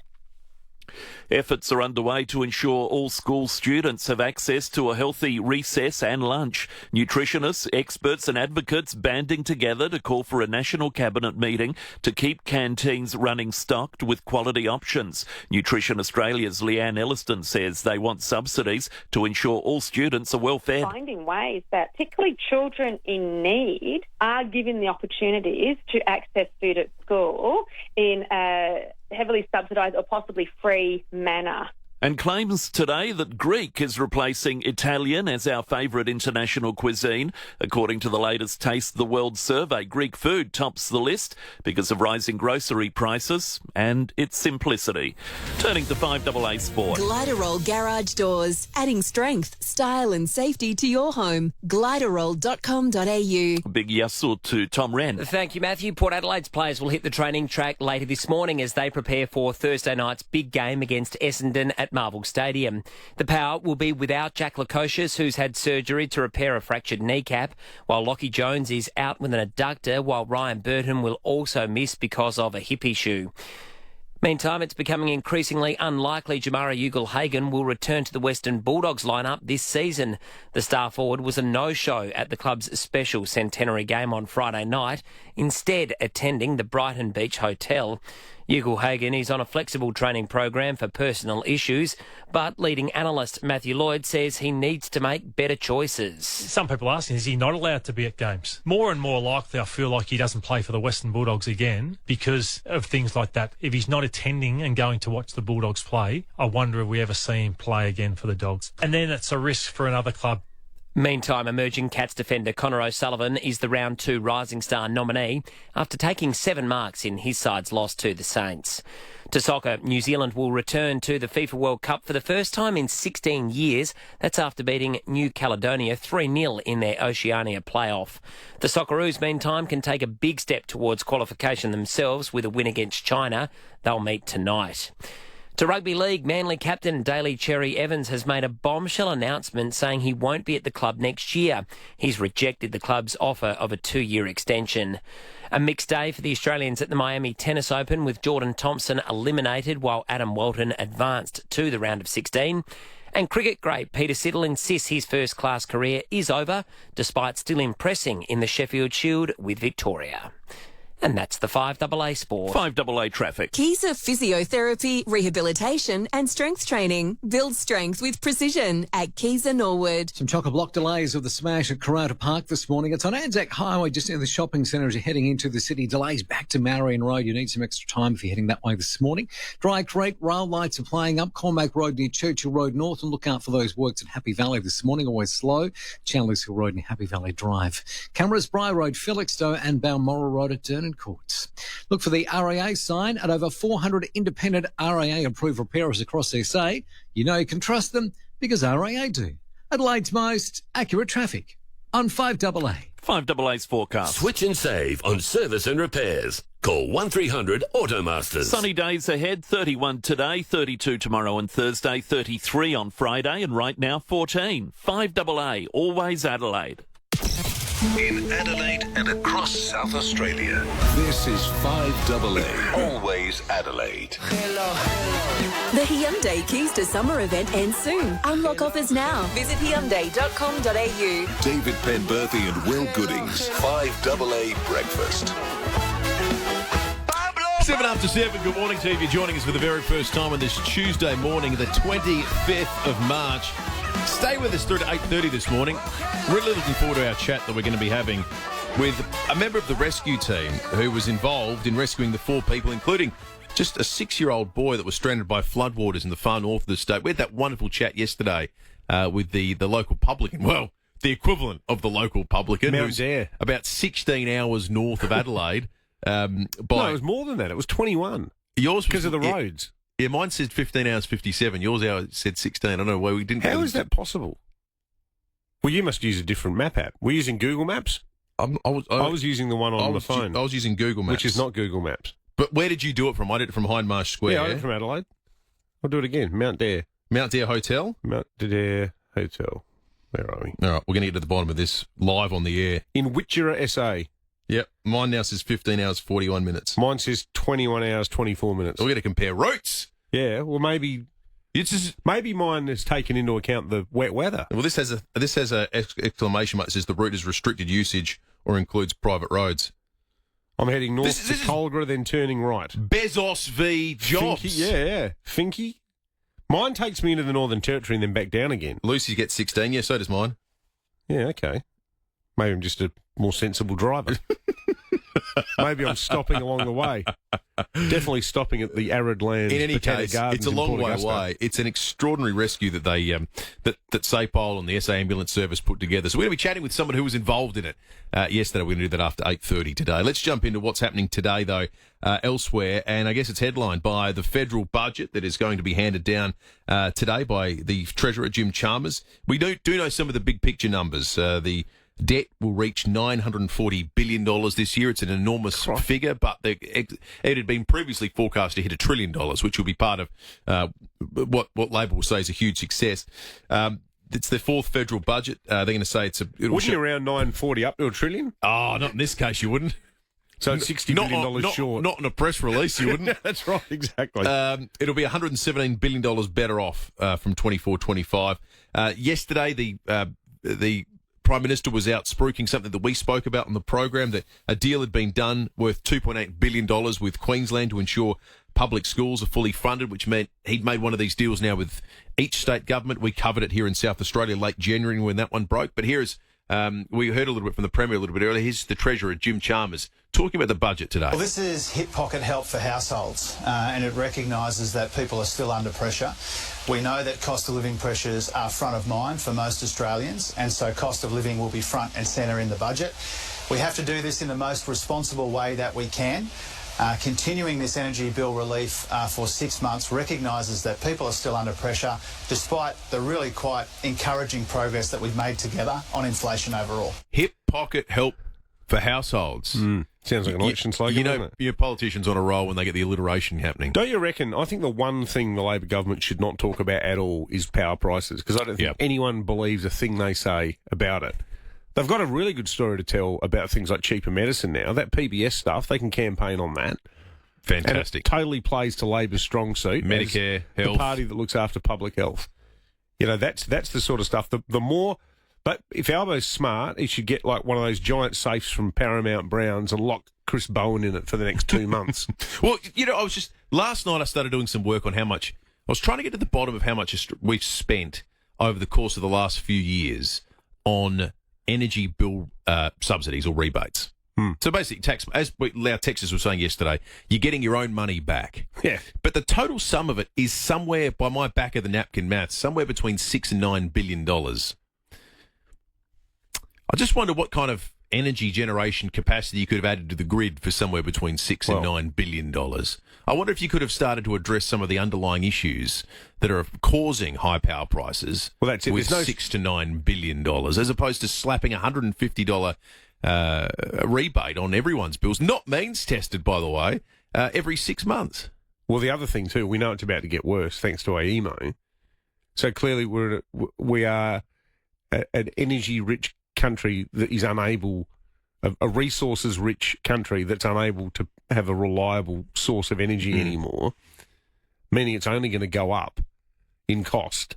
So you're right. The only way you can make it come down marginally is by throwing public money at it. Well, this is as opposed to saying, well, all right, maybe we just need to rethink the way we're going about this. This is the case of the slow-boiled frog, because I'm guessing 3 years ago, if you went back, the government said, well, we don't have $10 billion lying around to, incentivise the development of new gas power generation, or whatever it might well be. But we've spent it just in small cuts over the same period. Artificially trying to dampen power prices. Like, it's ludicrous. Yeah, it's crazy. It's patently ludicrous. I'll tell you what else is crazy. The data that's come out, and Andrew Huff's got a story about this at the Times this morning, about the Women's and Children's Hospital sterilisation issue. This is well worth your reading. We spoke about it on the day that this story broke, where effectively a storage room that housed implements used for surgery and so forth was corrupted because of the humidity. We didn't build storage rooms at the Women's and Children's Hospital withstand higher levels of humidity. It meant that the implements were unsafe. Well, it's come out that it's a slightly bigger issue than it was made out to be at the time. 30 children and 8 women had undergone surgery with the things in that storeroom. That are meant to be kept at a certain temperature to stop them getting infected. Exactly right. So those 38 people are, according to now this reporting, at higher risk of infection. At least 2 of them, one of whom has developed an infection. Yeah, one's infected. Had to get further treatment, including antibiotics. There was concern about medical complications. Families of patients were warned of an increased risk of infection and what signs to look out for. None of this was forthcoming at the time that we were first talking about the story. Some of the things they were worried about are serious. Complications including wound infections, septicemia, HIV and hepatitis, according to the reporting. You know what's really annoying? Will and I actually interviewed one of the head honchos from the hospital about all of this at the time. And we had a cornsy with that interview. No, we didn't actually. Didn't we? It still exists. It was just one of the vagaries of us moving studios. Yeah. So we couldn't play it. And then we found it a day later, but we didn't play it because more stuff had come to light and it made the interview sound completely dated because there were obvious questions in light of new information that you would have asked, which we hadn't asked because we didn't have the information. It would actually be worth listening back to that interview at some point because I reckon it's a classic example of the public servant who's going to sit there knowing heaps more about the issue, who's just going to go, well, let's just see how these 2 guys go because I know much more than them. So if they don't ask me the right questions, I'm not going to reveal all of the information. Because from memory, there was absolutely nothing in that interview about the sterilisation of equipment and the possibility that people were going to end up getting infected from it, although maybe the woman didn't know at the time. I doubt it. It's extraordinary reporting and well worth your time reading in the Times of this morning. In the United States, this is really interesting. This has developed just in the last couple of hours, or at least it's kicked along in the last couple of hours. There was some reporting over the weekend that I think will perhaps hearten or at least raise expectations that maybe some Australian industries will be spared from the wide-ranging tariffs that Donald Trump's been promoting ahead of what he's been calling Liberation Day on April the 2nd. The Wall Street Journal was reported over the weekend that behind the scenes, Trump officials are telling everyone, hey, maybe don't expect this to be as big as you guys are building it up to be, which is funny given how the president has built it up to be. There's speculation that there'll be some concessions given to countries, more so than Donald Trump has originally and publicly stated, and some industries will receive concessions that previously they had stated, and it will be more reciprocal in nature than wide-ranging. That's the sort of language that's being used behind the scenes. Bloomberg's reported on this as well. As a result of this reporting, US stock markets today enjoyed a bit of a bounce. How does Trump manage it domestically, though? Because over the last week, there were splashes every afternoon in the Australian. There was one about the winemakers contacting the president and saying, we're sick of Australian wine, Chilean wine, etc., coming in and flooding the market, yellowtail, all that sort of stuff. Then there was one about beef, where the farmers have formally approached. How does he say to them, look, actually, in hindsight, we're not going to do anything about it? I think he just does, and there's enough people there that say, well, he said it, so it's the right decision.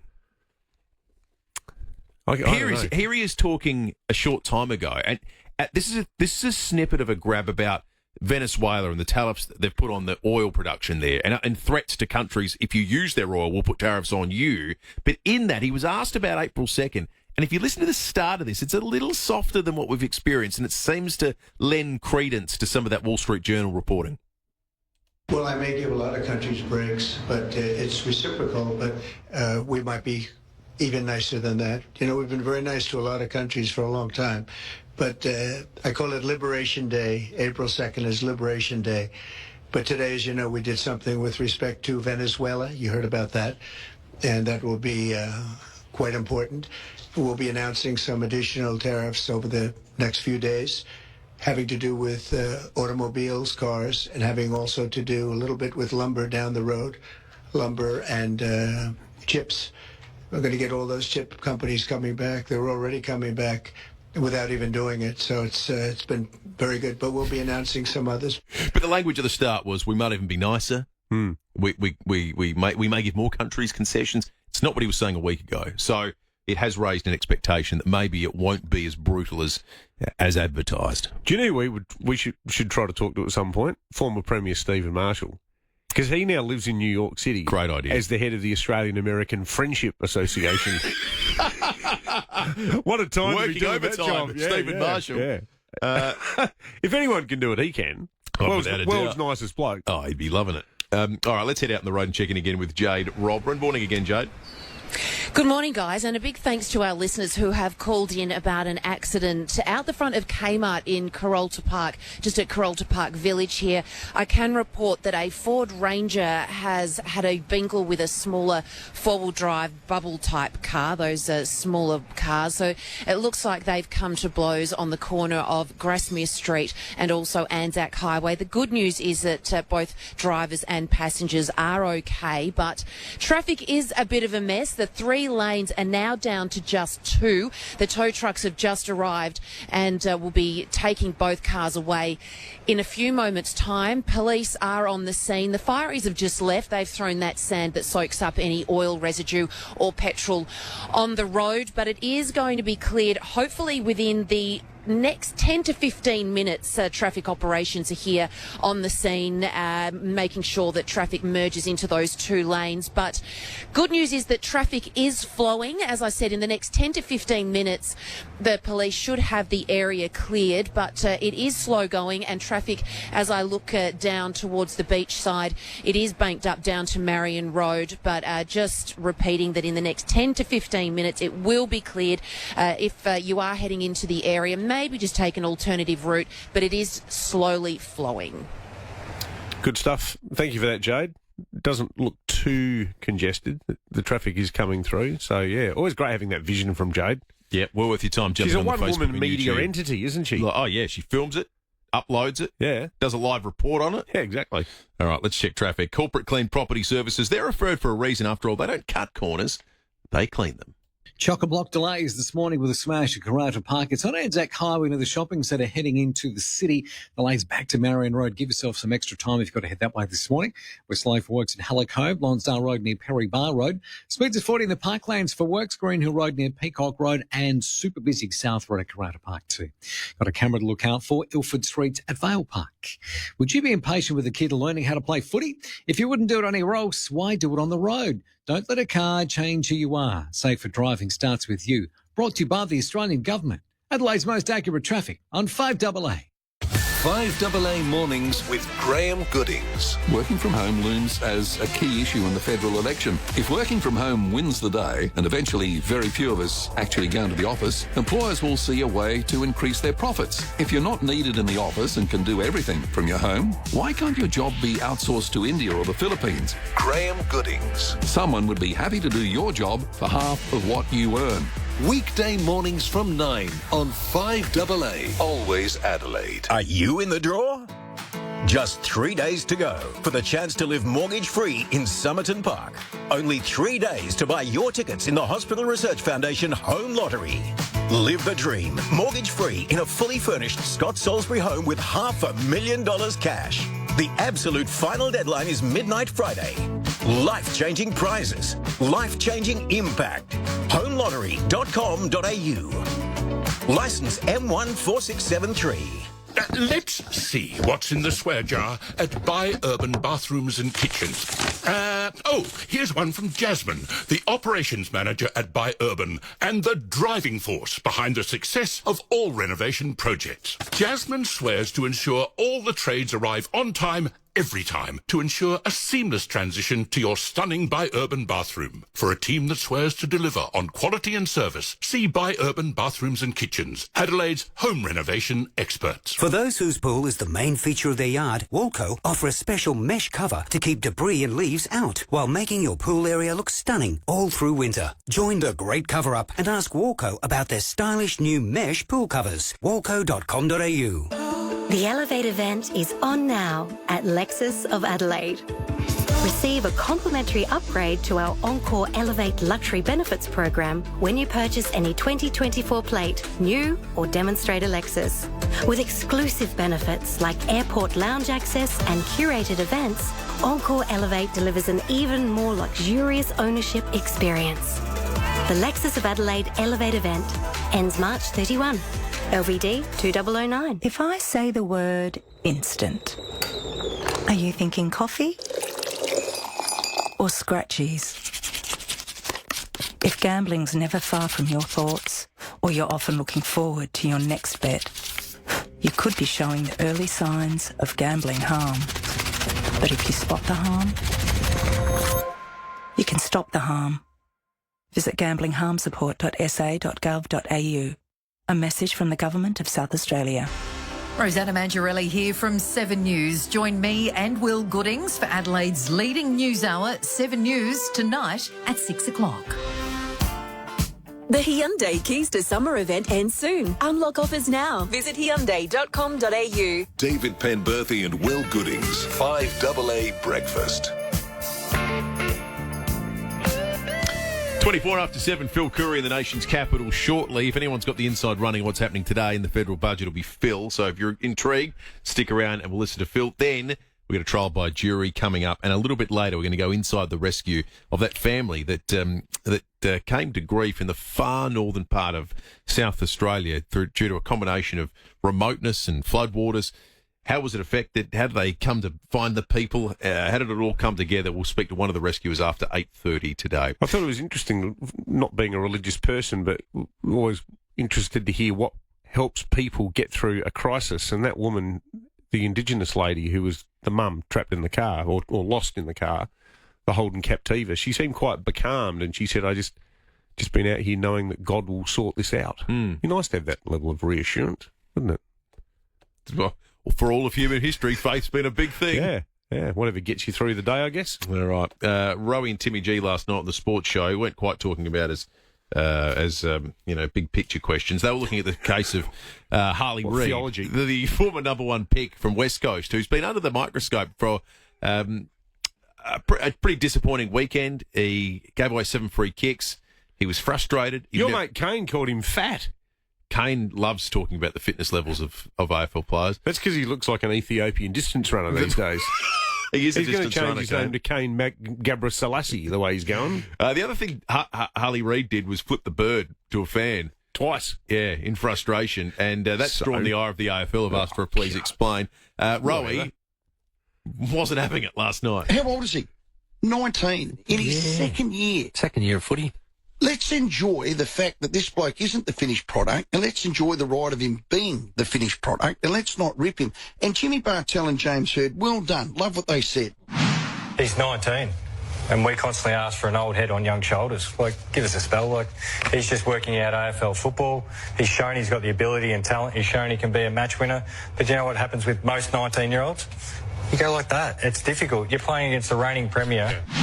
I loathe football media critics that pot teenagers that are far from their finished product. And they need to sometimes look at what they were like at 19. Yeah. I was an unregistered dog at 19. I was a loser. Are you registered yet? No. I agree with Rowie. Harley Reid suffers from the fact that he's the only newsworthy footballer in the West Coast at the moment. And Western Australia is the most demented part of Australia. It's like Australia, only no one ever goes there. Like, the local media is just utterly obsessed with that kid. He was the back page splash, I think, something like 30 times. Yeah, it was outrageous. Oh, more. Like, and, you know, what did they win? 2 games last year? He's Tony Modra over there right now. Yeah. Oh, yeah. That's the closest South Australian equivalent I can think of. In a side that 1994, 1993, yeah, in a side that never wins. It's crazy, isn't it? Yeah. But this is the thing, like, you know, it's like Ginnivan or Rochelle as well.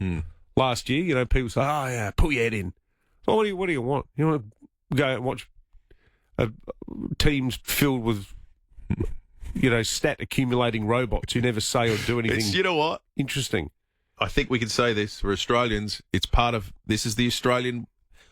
Other countries don't react to bombastic young showmen like we do. Well, look at soccer. Soccer is just festooned with them because they celebrated in other countries. I mean, imagine in Australia if you acted like Cristiano Ronaldo and brought out your own fragrance. You'd probably get deported. You would. Well, you think about some of the great, genuine psychos of football, the real football, like Eric Cantona.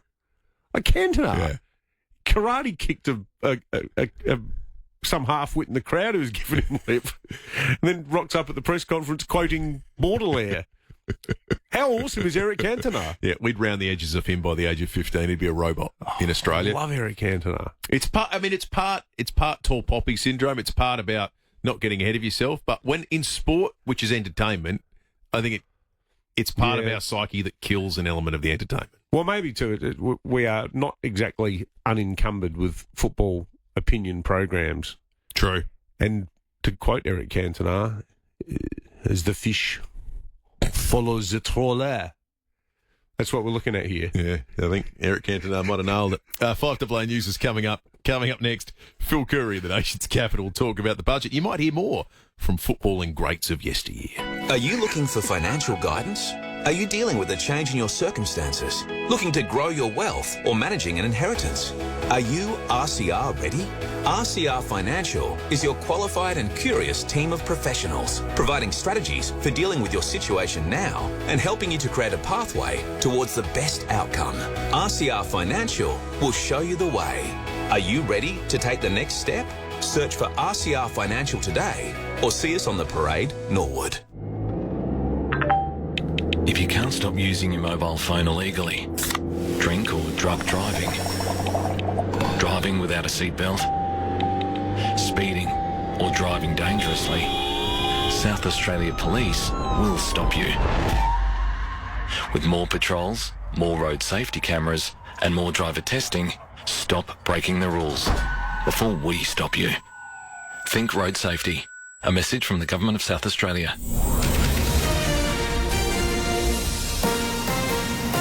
This is 5AA News. Always Adelaide. Sunny and 31 today with the 7:30 news. I'm Matthew Pantelis. Physio Extra offers Locomat and Armio robotic technology services at their Marion and Eastwood clinics. physioextra.com. While the search for the missing Beaumont children several weeks ago failed to find any new clues, hopes are high for a planned search this weekend.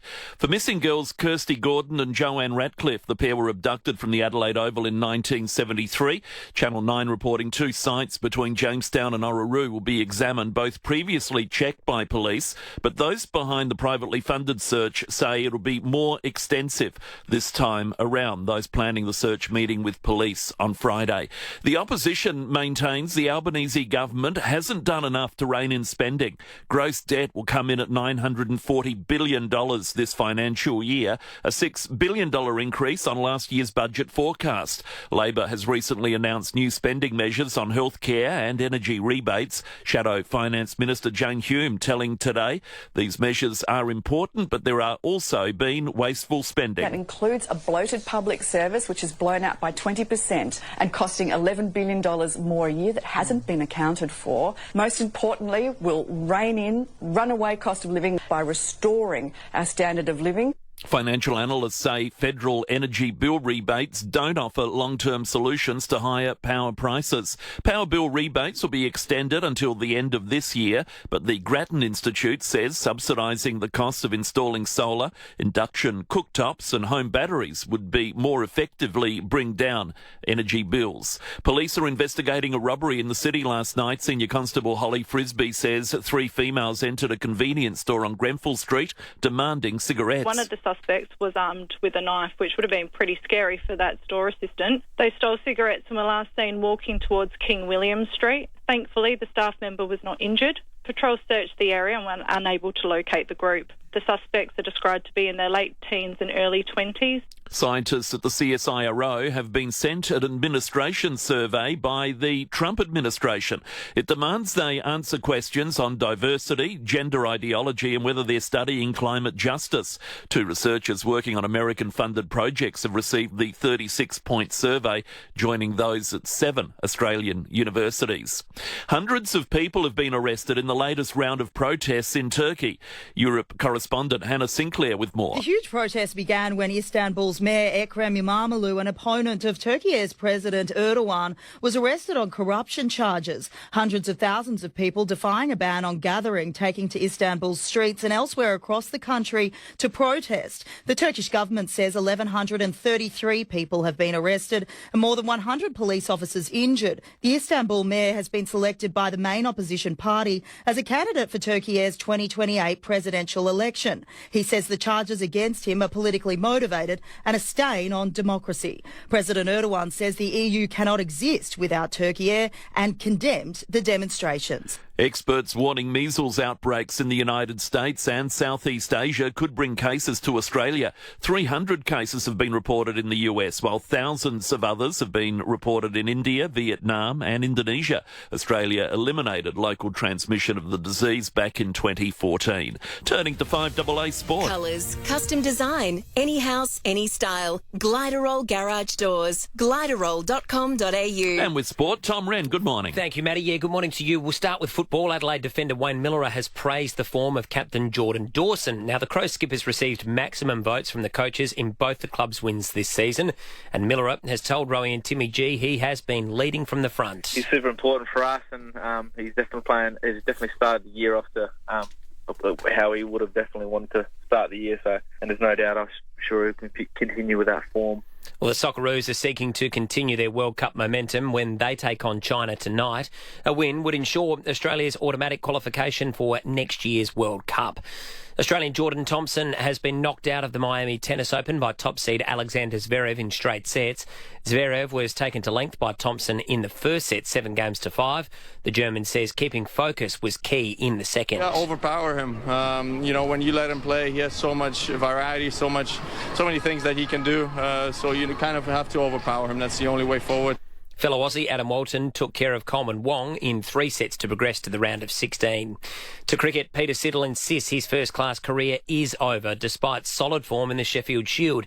The 40-year-old, who of course played with the Adelaide Strikers, took the final wicket as Victoria beat Western Australia in its last game of the season. I've definitely had enough. Yeah, still love the bowling. I'd love to continue doing that, and the body's fine and I could stay up and continue, but those hours in the field, that's ran its course. I've had enough time standing out there and wondering what I'm doing, still playing. So, sadly, it's all done. But, it couldn't have finished any better. Wonderful career. Meantime, both captains will talk today ahead of tomorrow's Sheffield Shield final.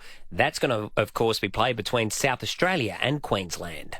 And that's the 5AA Sport. Now 5AA Traffic. Keyser Physiotherapy, Rehabilitation and Strength Training. Build strength with precision at Keyser Norwood. We are chock-a-block with delays on Anzac Highway at the moment. This is at Karata Park following a crash on Anzac Highway just near the shopping centre there.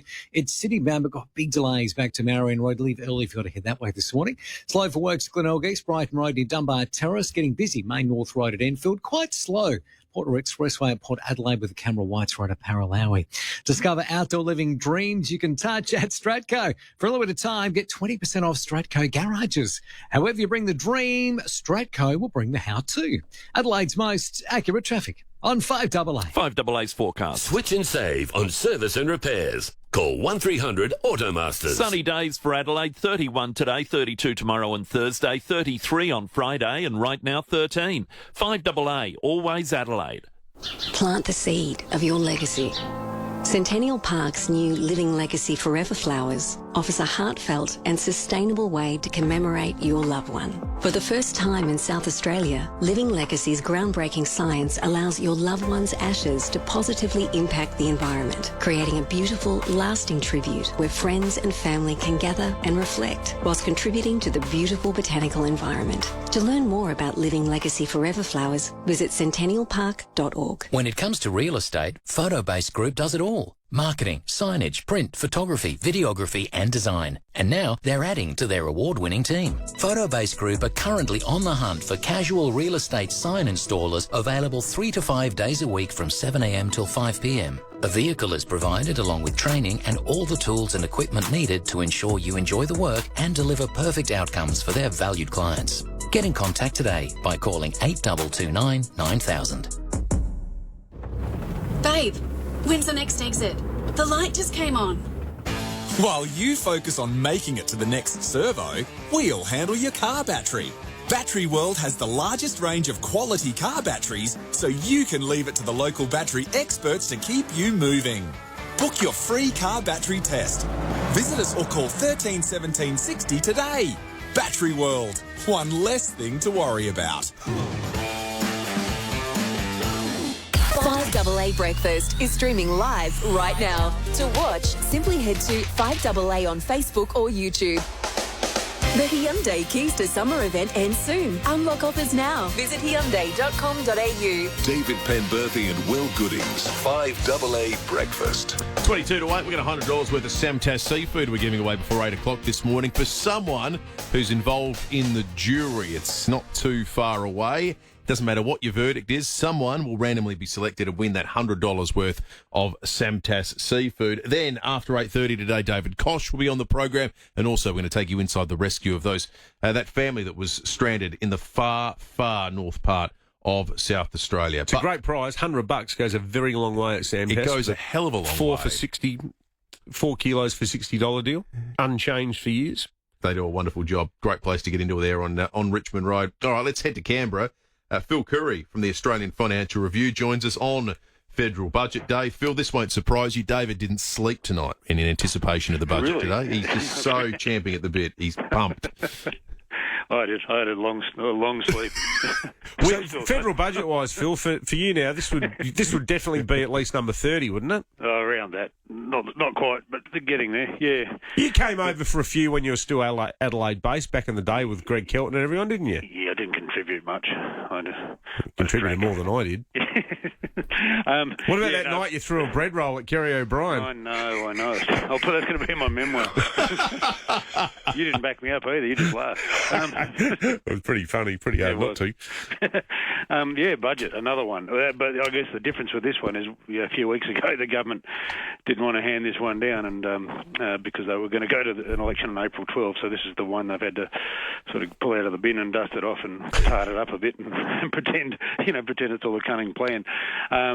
They've pretty much announced everything, Dave. Like most of the big stuff, there'll be, because they thought they'd go into the election early. They'll remember all the Medicare announcements and so forth. And last week some more on the PBS, and then there was power bills over the weekend. So there'll be a couple of things tonight, but I think the bulk of what's left I'll actually say for the election campaign, which probably is not going to get called at least until this weekend, and heaven forbid maybe another week after that. So they're sort of trying to stretch out what's left. So we're not anticipating a lot tonight. I think the thing to look forward to look out for tonight is just this. I don't want to be rude, but it is a real exercise in delusion in terms of the state of the budget. The Treasurer is running around this morning and last night saying the state of the books is going to be a lot better than they were in 2022 when Labor came into government. Well, that's not hard because we were coming out of COVID then. That's a bit like saying Carlton played better last week than they did against Richmond the week before. It's a pretty low starting point, right? But But what they won't tell us, or what they don't want to highlight, is the budget's actually in a lot, and I mean a lot worse shape than it was just a year ago, right? So last year we had a surplus of 16 billion. Now we're looking at a deficit of 26, and then 40 plus next year. So, it's plunging back into deficit really hard. The debt, as a proportion of the size of the economy, again, is smaller than it was during COVID, but it's bigger than it was last year. So they're sort of trying to use this anchor point of 2022 and just ignore the last couple of years. And I think most people are missing that, and the government, they're just relying on the fact that voters don't seem to care as much about debt and deficit as they once used to. They just want to know what's going to be in their pocket.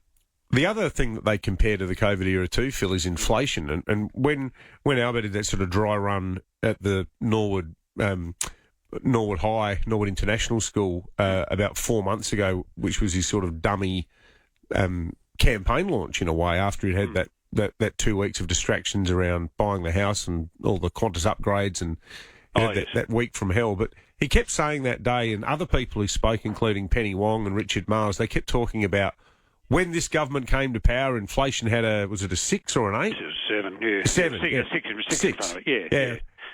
Do you think that they're going to be able to make any political capital at all out of saying that inflation's down? Because do you think the voters will feel like it's down? Well, I mean, they're entitled to, because it is down. It's down to, well, it depends who you believe. It's around, either a 2 in front of it, but that's the artificially deflated number, because they've rolled out $7 billion in power bill discounting in the last couple of years.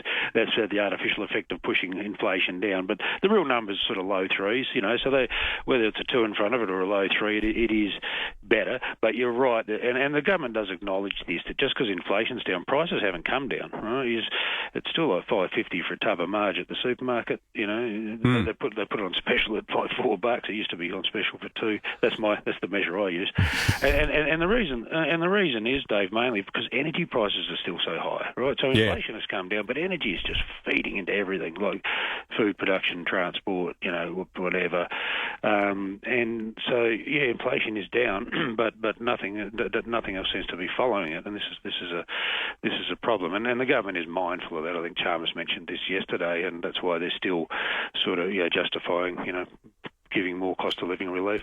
Do you think Dutton's starting to look a little bit, not spooked, but a little bit unnerved by the growing consensus that they don't, or that they haven't done enough hard policy work and provided enough of an alternative? I noted that he was saying, watch this space when I do my budget reply Thursday night. There's going to be a pretty big announcement in there. Like, the fact that he's sort of talking almost defensively about it is not a good look for them on the cusp of an election. No, they've definitely lost momentum. They've definitely stalled, and it's showing up in the public and the private polling and for the last few weeks now. And he hasn't had a good few weeks. He got, I think when the PM pulled the pin on the April 12 election and sort of put us into this holding pattern for 3 weeks, the Libs were sort of a bit blindsided by that. They didn't really have a strategy, because they were going to start rolling out all these announcements.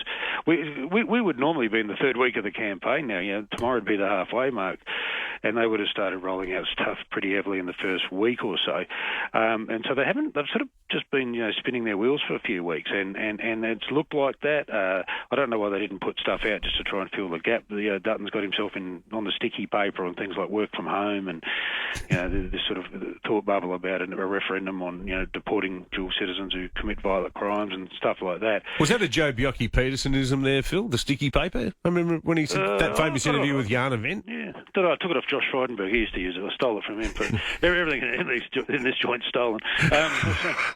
Policies, gags. Yeah.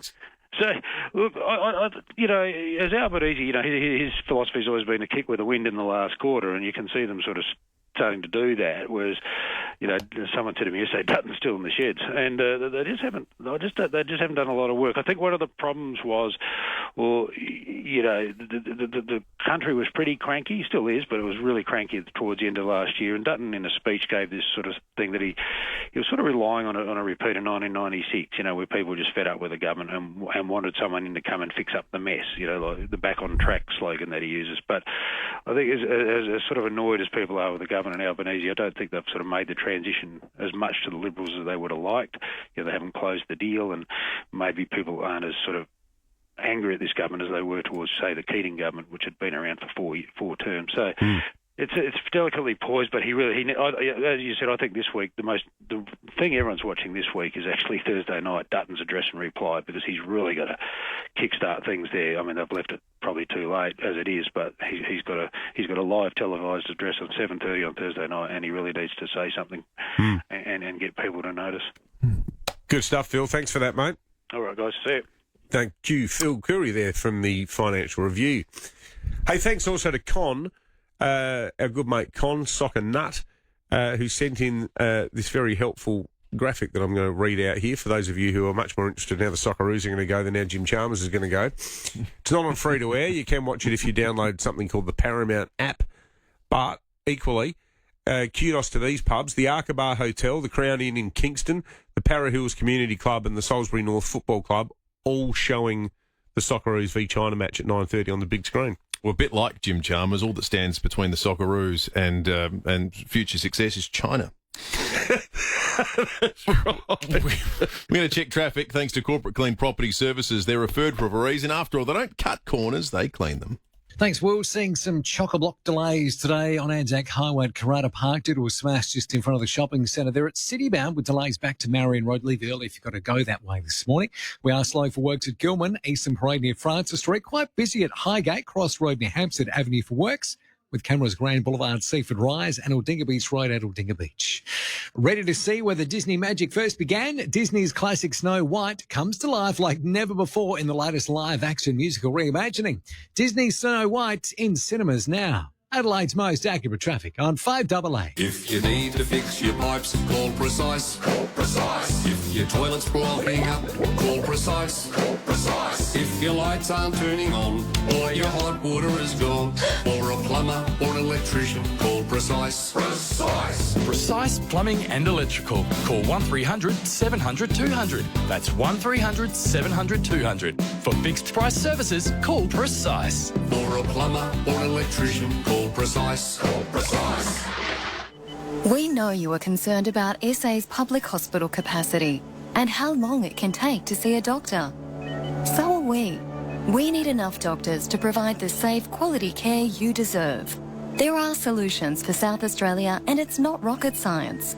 Visit safermedicalstaffing.com.au and sign the petition to support our 3-point plan for enough doctors for South Australia. Authorised by Dr. David Pope, South Australian Salaried Medical Officers Association, Adelaide.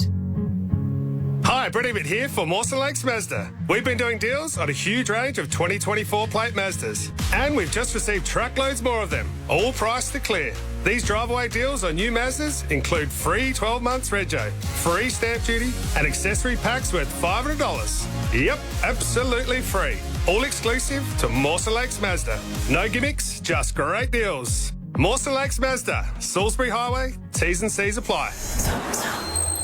5AA's Tech Talk with your host, Adelaide tech guy Richard Pascoe. Thanks to Harvey Norman Computers. Harvey Norman is bringing the heat with massive savings on HP and Asus laptops. For a limited time, you can save up to 20%. Yes, 20%. Need a lightweight, reliable laptop for work or study? The HP 14S with 8 gig of RAM is now just $598, saving you $130. For power users, the Asus VivoBook 15 with a huge 1 terabyte of storage is now $888. That's over $300 off. Or step up to serious performance with the HP Intel Core Ultra 5 laptop boasting 16 gig of RAM, a steal at $1,098, saving you $600. Harvey Norman delivers the best brands, the best range, and the best prices guaranteed. Don't miss out on these tech bargains. Shop now. Terms and conditions apply. Check out this great offer at a Harvey Norman store near you.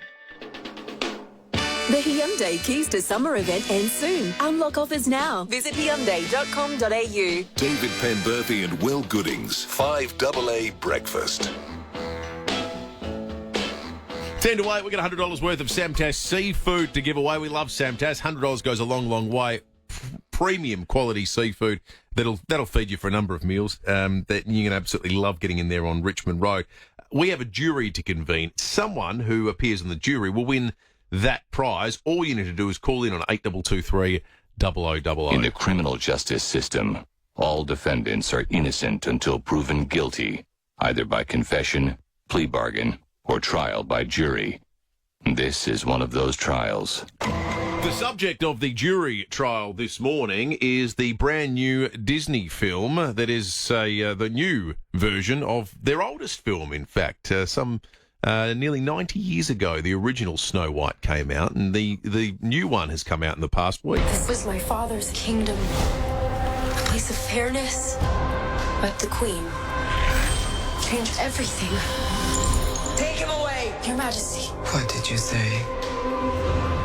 The people need some kindness. You know, I really don't remember you being this opinionated. Magic mirror on the wall. Who is the fairest of them all? Famed is thy beauty, Majesty. A lovely maiden I now behold.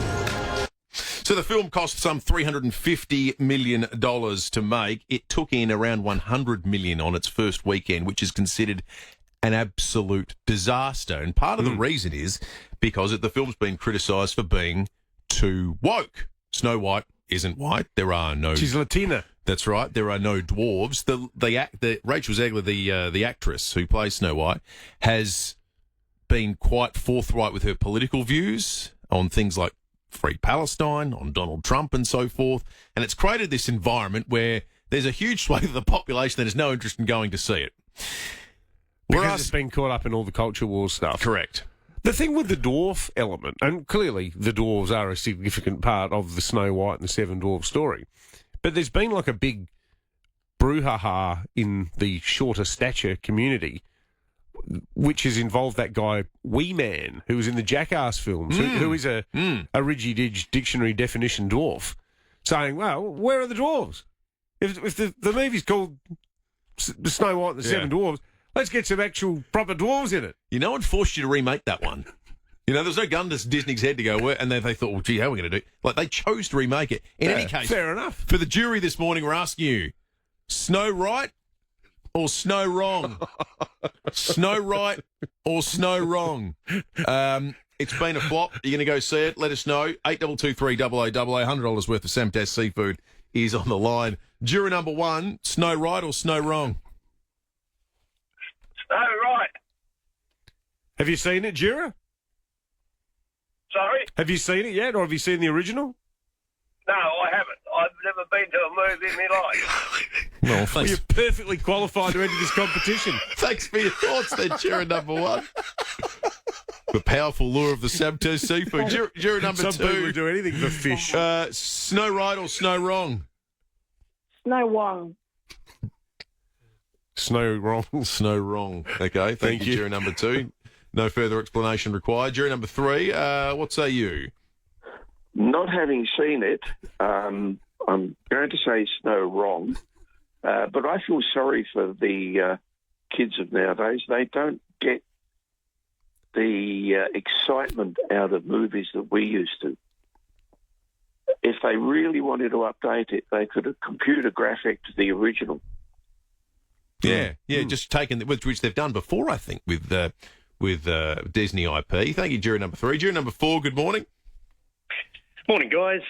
Definitely Snow Wrong. I've been watching the trailers and the backlash on YouTube for all the critics, and I found that more exciting and more interesting to watch with what they've been going on about. But I've noticed on IMDb it's like a 2 point something, and I think they cost them over $200 million to make. I think it's only made $40 million in the first weekend. So exciting popcorn moment just to keep watching that more. Yeah, thank you, juror number four. Juror number five, good morning. Good morning. Oh, for those who thought they had the populist vote, they've got no idea. So Snow Wrong. Thank you, juror number five. And juror number six, good morning. Yeah, good morning. Yes, Snow White Wrong. What a waste of money. Dreadful. Thank you, juror number I don't six. see how they managed to spend that much money making that film. What were they paying people for being in it? Yeah, it's a staggering amount of money. $350 million. What was the one that the sort of benchmark in overblown expensive cinema that tanked is still Waterworld, isn't it? Oh, the Kevin Costner's Waterworld. Yeah. Yeah, I'm not sure if anything's... I don't know how you quantify, comparing flops, but that was certainly the most famous flop of the 90s. Wasn't The Abyss a flop as well and cost a stack of money? I quite enjoyed. I quite enjoyed The Abyss. Yeah, I didn't mind The Abyss. Yeah, I got no problem with The Abyss. I thought it was a good film. Who wins the $100 worth of Samtas seafood? Let's give it to juror number 4. Juror number 4, you've got $100 worth of fish coming your way. What was the? Can we send a coffee cup to juror number 1 though? I just love the audacity of the man. Never seen a movie in his life. Sometimes first caller through. He didn't need to declare that. He could have simply said whatever he said. Yeah, it's rubbish. And moved on. That's right. But he felt the need to fess up. So that is worth a 5AA breakfast mug, isn't it? Yeah. What's totally. the competition? You want a movie review? I've never been to a movie, so here's mine. What we should give him is some Wallace Cinema passes. Now you're talking. So he can break the habit of a lifetime. Lucy will organise make that. a lot more sense. Let's get a Wallace Cinema pass. Wallace will be happy. Double pass. And he can see his first movie ever. And we don't know what his identity is because he's a juror that's remained totally anonymous, of course. But if you'd like to review the first movie he ever sees... Oh, the whole theatrical experience. Yeah, just all movies. Jaffas, chalk ices. Popcorn. Yeah, wow. Thank you. That was tremendous. I think it was basically 5-1, wasn't it? Yeah, it was a total thumping of Snow White. All right, we're going to take a break. 5AA News is coming up in a moment. Stick around for a very intriguing breaking at 8. And then, if you're wondering, if you're intrigued by the federal budget tonight, but it's a lot of numbers and it's sort of impenetrable, we've set David Koch a task. Make the budget make sense. What do you look for? What's the important thing to listen out to? What's the spin you need to disregard? How do you watch it like someone who spent their life watching money markets? Like someone who does this for their living, like Kochi's done his whole life. That's after 8:30. And then Inspector Josh Hines from the Sapole Far North Local Service Area. I bet he's got some stories to tell. One of them is about the rescue of this family that was stranded. They'd abandoned their car, which Sapole says is a bad move at all times, and in the far north of the state. He was involved in that rescue, so we'll talk about how that came about as well. Stick around. Plenty to come on 5AA Breakfast. Simplicity Funerals make funeral planning the way it should be. Simple. With our easy and straightforward packages, it has never been simpler to organise a respectful funeral. Visit simplicityfunerals.com.au or call us 24/7 to get started today. Rochelle Charles was murdered and her killer has never been caught. Join me, Ashley Hansen, cold case specialist Damien Loon and Rochelle's sister Christy for Dear Rochelle, a new true crime series. Visit dearrochelle.com.au. Here at 5AA, we're all about supporting local. Check out Cirque Calibante's Afrique Cirque at Gluttony, a spectacular international circus inspired by daily life in Guinea. Book tickets now at gluttony.net.au. Deliver more with Toyota, the world's #1 forklift brand. Choose from a great range including pallet jacks, walkie stackers and reach forklifts, right up to their leading Toyota counterbalance forklifts. Legendary reliability and safety with cleaner, greener electric options. Toyota can tailor the right forklift solution for you. It's all part of the Toyota Forklift Advantage. For more, visit toyotamaterialhandling.com.au. Get a Toyota forklift. With Bridgestone Tech Check, our technicians send you a 60-second video inspection that shows you what needs repairing now and what can wait, so you can go with confidence. Bridgestone Select Tyre and Auto.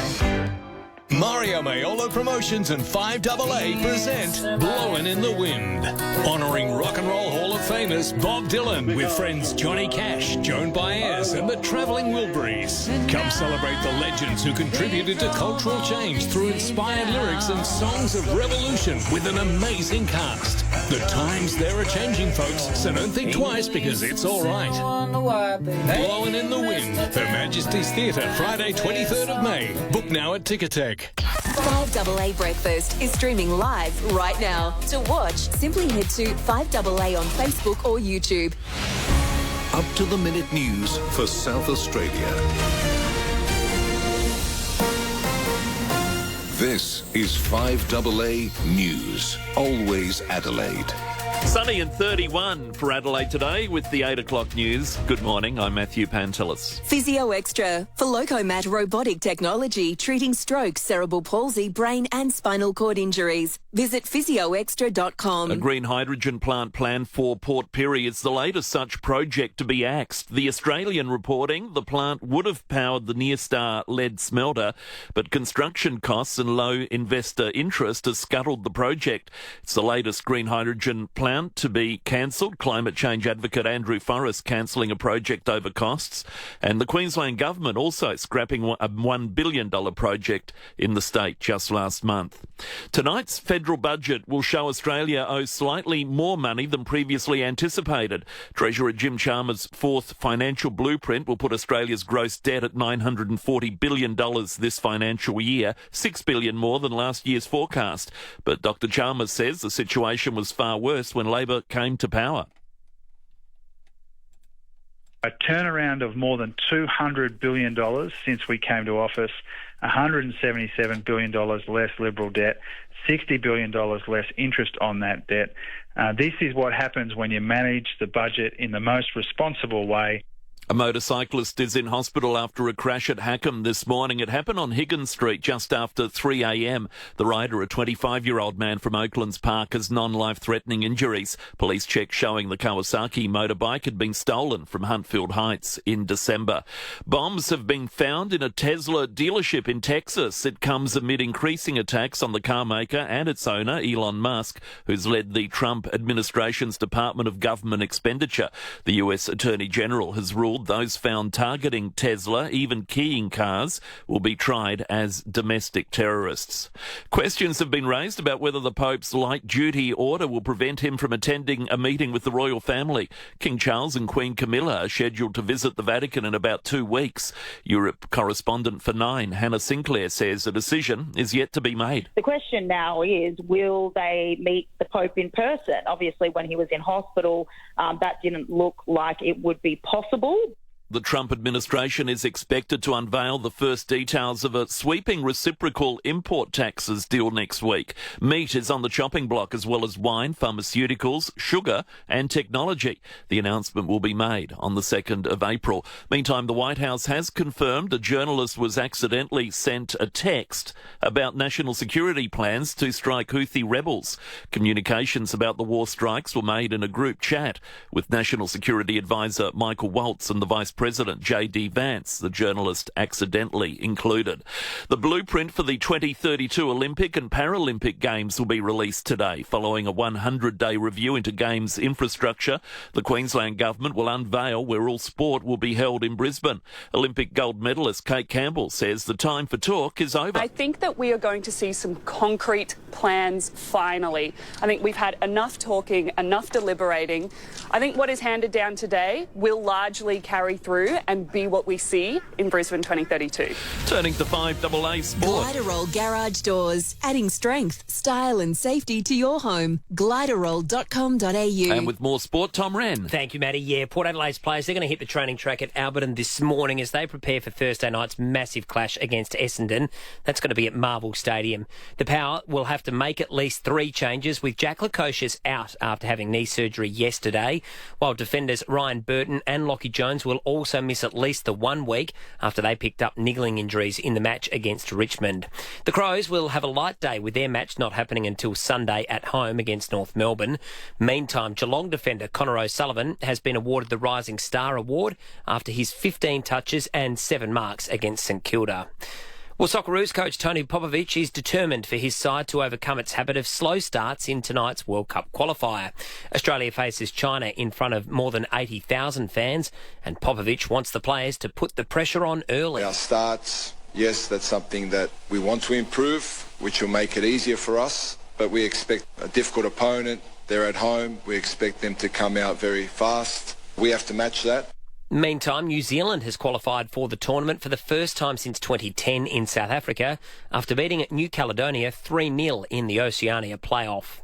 Well, Manly Sea Eagles captain Daly Cherry Evans has announced he'll be walking away from the NRL club at the end of the season. The 36-year-old captain has rejected a 2-year offer to extend his contract. And in some tennis to finish, mixed results so far for the Aussies at the Miami Open.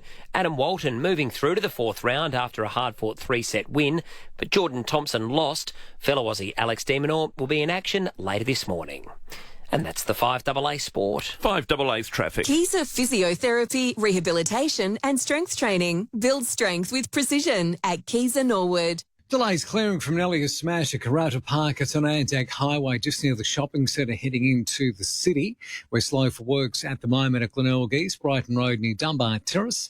Getting busy as we speak. Main North Road at Enfield, slow South Road at Clovelly Park with a camera Whites Road at Parallel with this morning. ESPN is coming to Disney Plus. Live events, epic sporting moments and 10,000 hours of action, including the upcoming NBA playoffs. ESPN on Disney Plus. Turn it on. Adelaide's most accurate traffic on 5AA. 5AA's forecast. Switch and save on service and repairs. Call 1300 Automasters. Sunny days ahead, 31 today, 32 tomorrow and Thursday, and for Friday, 33. Right now it is 15, 5AA. Always Adelaide. Streaming live via the 5AA Player app on DAB Digital Radio and on 1395 AM. This is 5AA, always Adelaide.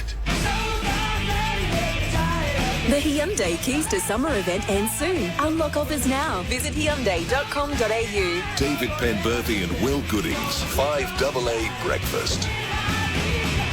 7 minutes after 8.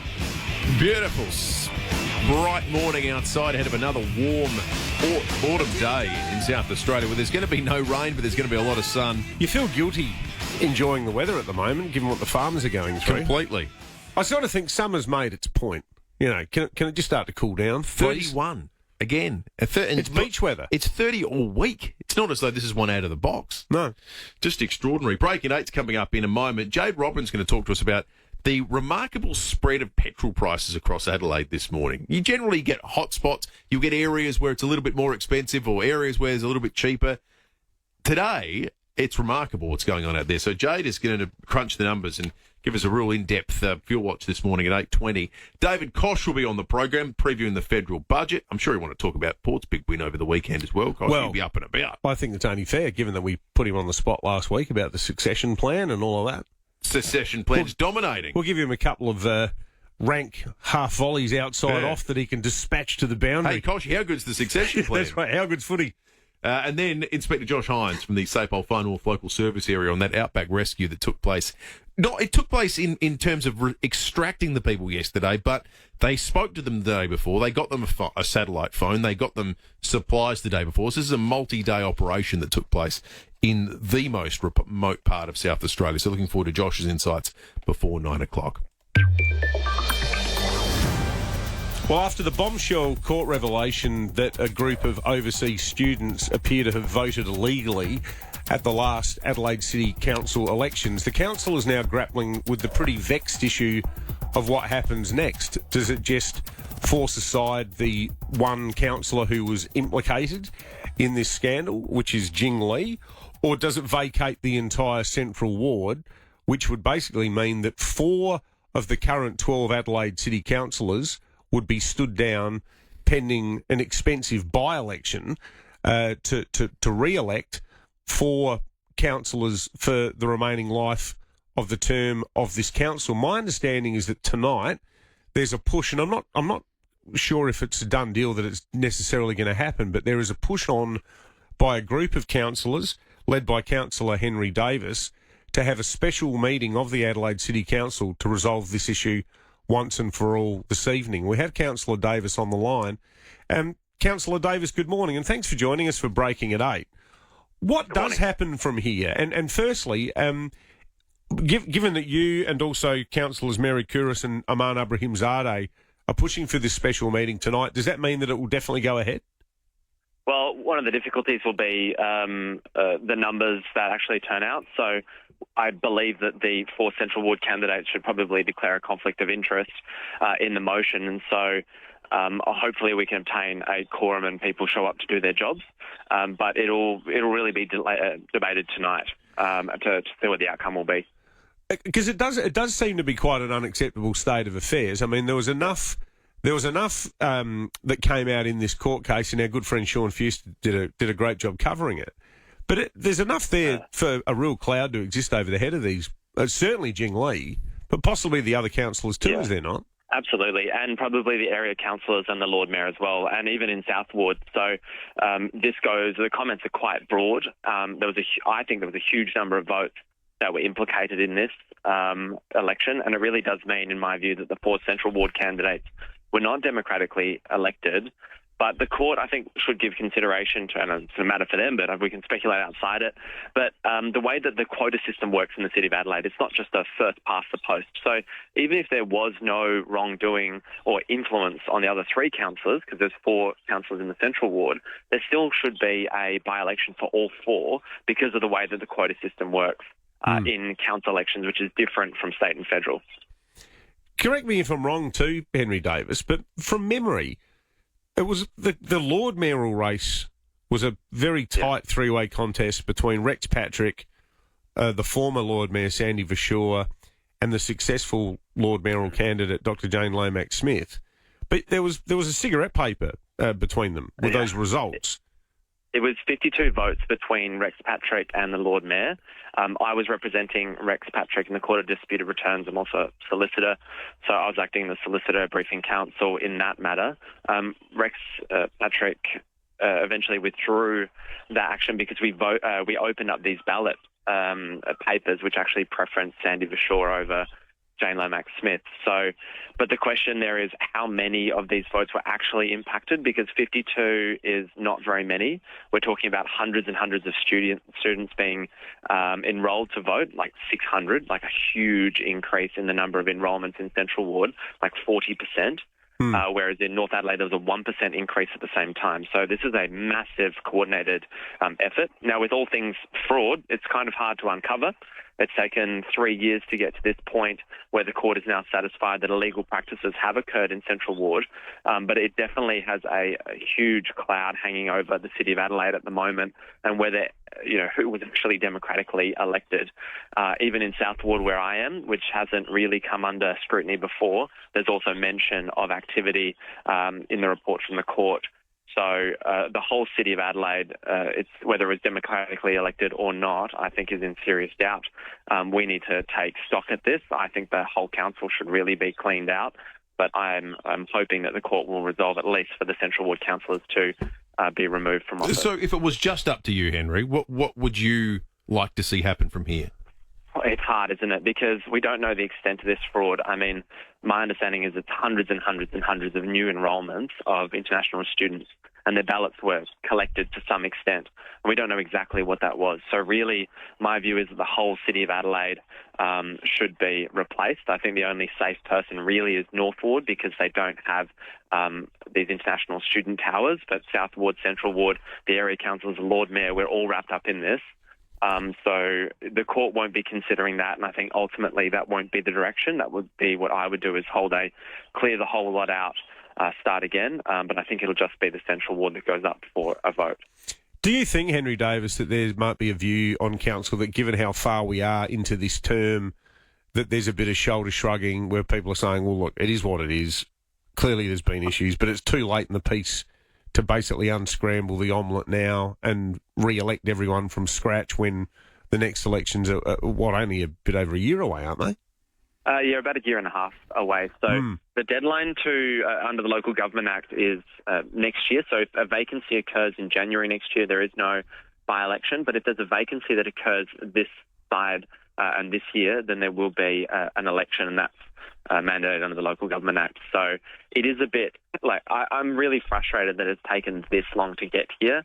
I'm pretty critical of the Electoral Commissioner. It's very bold of me to say as someone seeking office, but this could have been resolved a lot quicker, I think, and it was really delayed.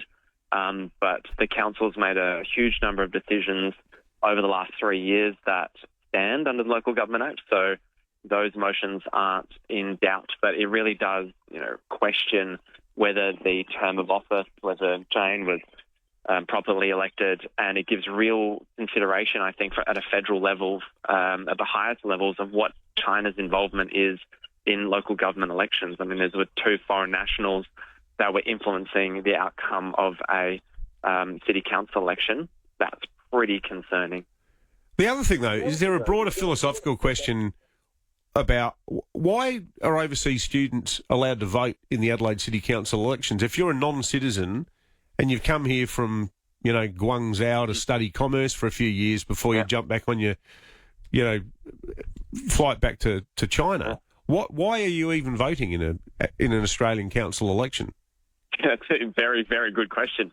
And I believe that there's a bill coming to Parliament on that topic. You only need to be a resident of the city for a month. So you could be a backpacker who's, picking fruit for a month, and all of a sudden you can vote. There were election ballots going to, 6 of them going to one single bedroom, very small student accommodation room. So there were 6 ballots going in, and this mass enrolment that happened, that should have signalled alarm bells straight away, and really the government should have stepped in to do something. But the court process is lengthy, it's expensive, it's cost. One of the things I'll be asking for tonight is a report on how much this has actually cost the City of Adelaide and what our involvement was in speeding it up or slowing it down. But there's a lot of questions to be answered now, and it really does call into question our democracy and the influence from foreign nationals acting in it. But yeah, they probably shouldn't. Why does someone who doesn't hold Australian citizenship, why are they voting in a council election? Isn't that one of the main rights and advantages you get as a citizen? So we need to have a discussion around that as a ratepayer, yeah. Yeah, absolutely.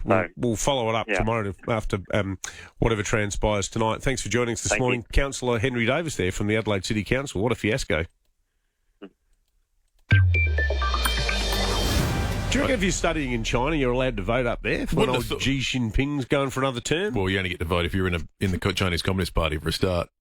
Oh, so you've got to be a member. I think the party will just simply decide who the next leader's going to be. There's no choice. All a bit academic up there. Yeah, you don't get to pick. I reckon there's no opposition. There's no opposition leader.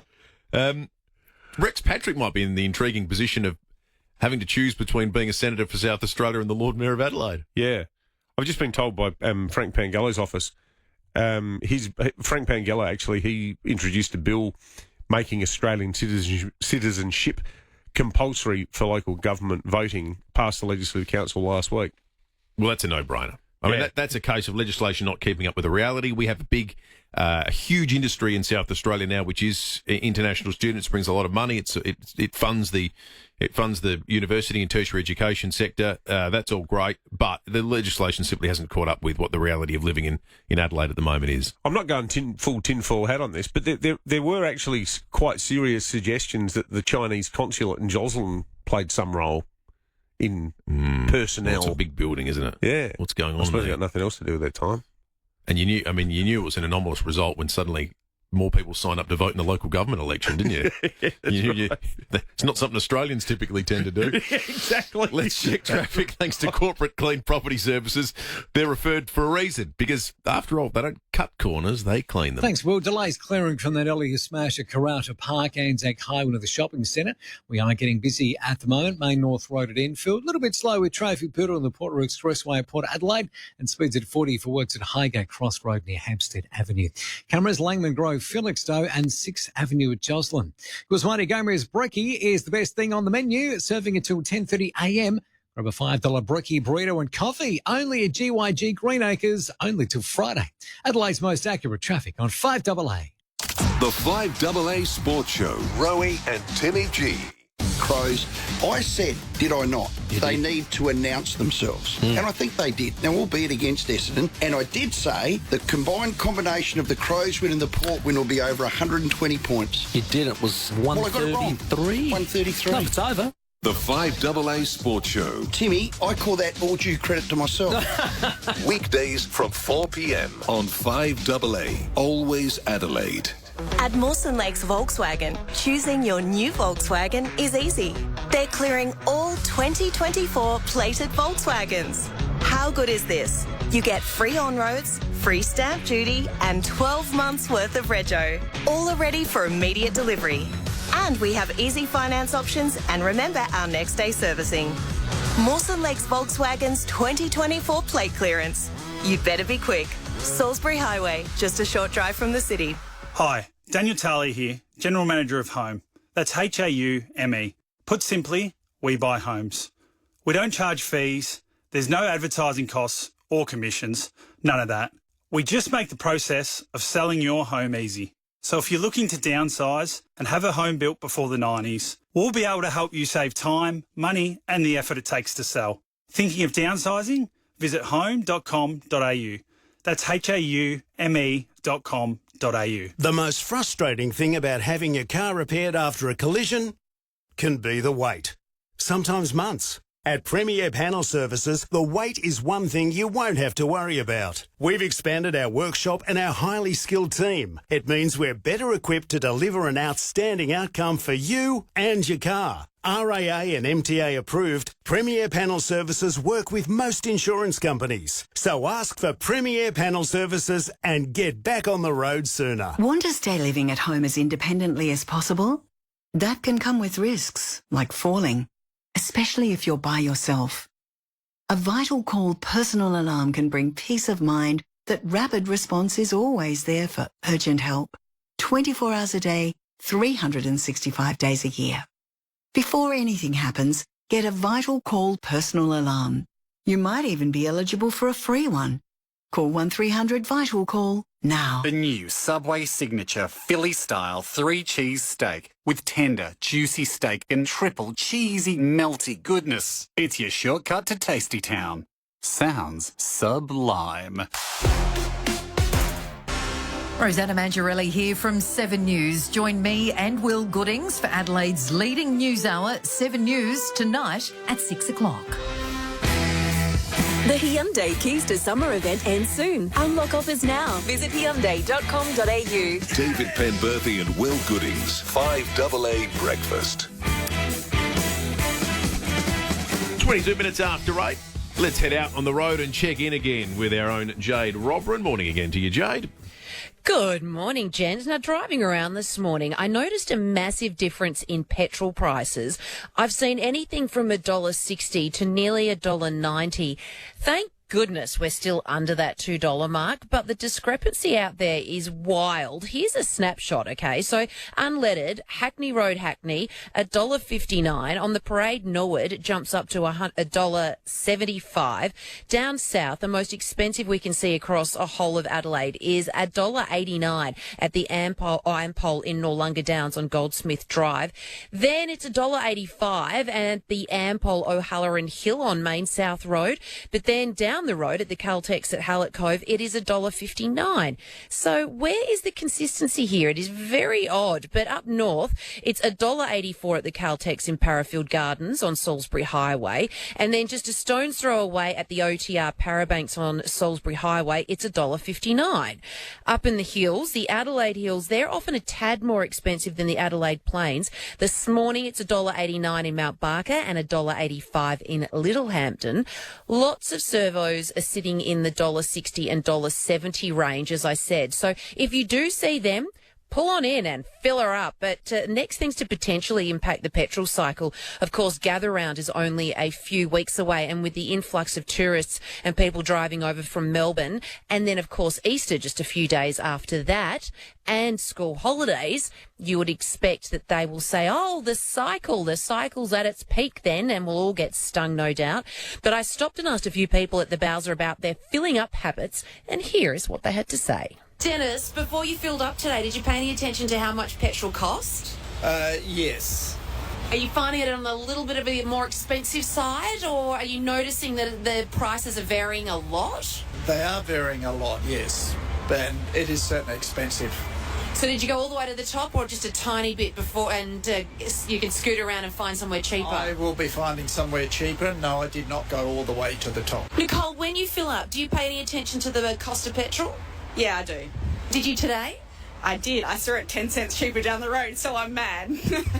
So did you go all the way to the top, or just a teeny tiny bit and go somewhere cheaper? All the way to the top. Damn it! Oh, well. Oh, good. Robert, good morning. When you're filling up, do you pay any attention to the price of petrol? Yes.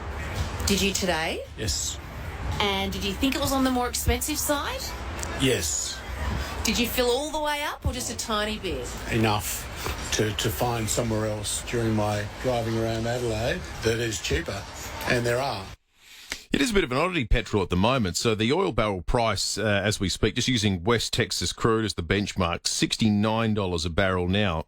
You might recall, in the end of May 2022, and I reckon it was shortly after this time we started talking about the reduction of the fuel excise here in Australia to artificially suppress prices, the oil barrel price was nearly $120 a barrel. So it's almost twice as much the trading price around the world. At other points, middle of last year, if you get to say, let's have a look at, about this time last year, early April, it was about $89 a barrel, 60, as I said, 68, 69 as we speak. So it's come down. I'm not convinced petrol's followed it as closely as it often does. The low points in the last decade, April 13, 2020, got down to $17 a barrel, but that post-COVID sort of... why does the barrel fluctuate so much, but the Bowser price doesn't? Well, this is a great question. If the barrel's half price, why isn't it half price at the pump? Why don't you pay $1 a litre? Another wonderful question. None of this makes sense. Of course, back in May 30, 2022, of course, war in Russia and things like that were causing issues. But it is a peculiar... You sound like Albert explaining why we haven't got $275. Remember that interview? Yeah. That was a bit of a war in Russia. It was the price of canola oil. We weren't even trying to trip him up. It was $1.59 in Hackney, $1.89 in Noarlunga Downs. You're getting stiffed in the south this morning. That might constitute the most comprehensive fuel watch ever, Jade. That was great. With hundreds of ways to save every day, it's better to be a member with RAA Rewards. Let's head to Tea Tree Gully because Glenn's called in on this. Morning, Glenn. Yeah, good morning, guys. Just a quick one. I've just come in from Tea Tree Gully and I just rang through and I'm sitting at Scotty's. Prices have ranged on North East Road alone from 172.5 down to 163.9. Yeah, it's crazy. Good point, Glenn. It's like throwing a handful of weed at a barn door. Yeah, it's crazy. Thank you, Glenn. Appreciate it. You know the job you want in Adelaide right now? Service station refit person. Every single survey is just like, I was talking about going to Caltex in Aldinga. I noticed yesterday it's BP. The on the run down the road from us, I think, is now a Shell. Is it because the Shaheen sold out of on the run and now? Yeah, it could be. There's just all these different players. Well, my sense it's also an incredibly profitable industry to be in. It feels like it's undergoing. Remember how every pub got redone once pokies were allowed in? Because this huge influx of money. It feels like as the petrol station has transitioned from being a place where you have petrol to basically the corner store. They've got him all refit and remodeled and refurbed. They sell Enzo's lasagna now down the road from us. Yeah, that's why we don't have corner shops anymore. They sell Barossa sausages, Barossa meat sausages, and it's crazy. Yeah, I think they're doing all right. I reckon they're not supermarkets. 5AA News is coming up in just a moment. Koshi will join us on 5AA Breakfast. Frankie said she's a fan of impersonation. Thank you very much. But not of people impersonating Australia Post. That's why we've made all delivery updates available on the AusPost app. So she'll know they're from us, and us alone. You ask, we deliver at Australia Post. Adelaide's local, trusted and truly connected talkback radio station. 5AA. Always Adelaide. Unique, loyal, fun-loving. That's what we look for in our pals. When you're next spending time with your best friends, don't forget some of the best pals you can have. Parafield Airport Liquor Store has your everyday favourites right through to those hard-to-find products. That's what great pals do. Sam and Jamie from Parafield Airport Liquor Store know every drop on the shelf, so you can always rely on their advice. Parafield Airport Liquor Store. Pals. Next to Roulette's Tavern, Kings Road, Parafield. No one loves a clean truck more than Ray Pepper. Now, Ray, what he did, he even launched his own truck washers, and it started there. And then he thought, well, I've made the best truck washers. Maybe I could make the best washing product. And that's precisely what he did and developed his own truck strength cleaning products. Now, I've used some of this stuff and can attest to it. Now you can get your hands on the whole range of SA-made Pepper's truck strength cleaning products. And you don't need a massive convoy-style rig to use them. They're for cars, caravans, your boat, or even your home, made right here in SA. There are cleaners and protectants for the interior, detergents, waxes and polishes for the exterior, and glass cleaners, tyre shiners, as well as sponges, cloths and brooms. You can make it shine like never before because everything goes better with a bit of Pepper. Shop online and check out the Pepper's starter pack. It's got a bit of everything and it's just $69.90. Go to peppersaustralia.com.au.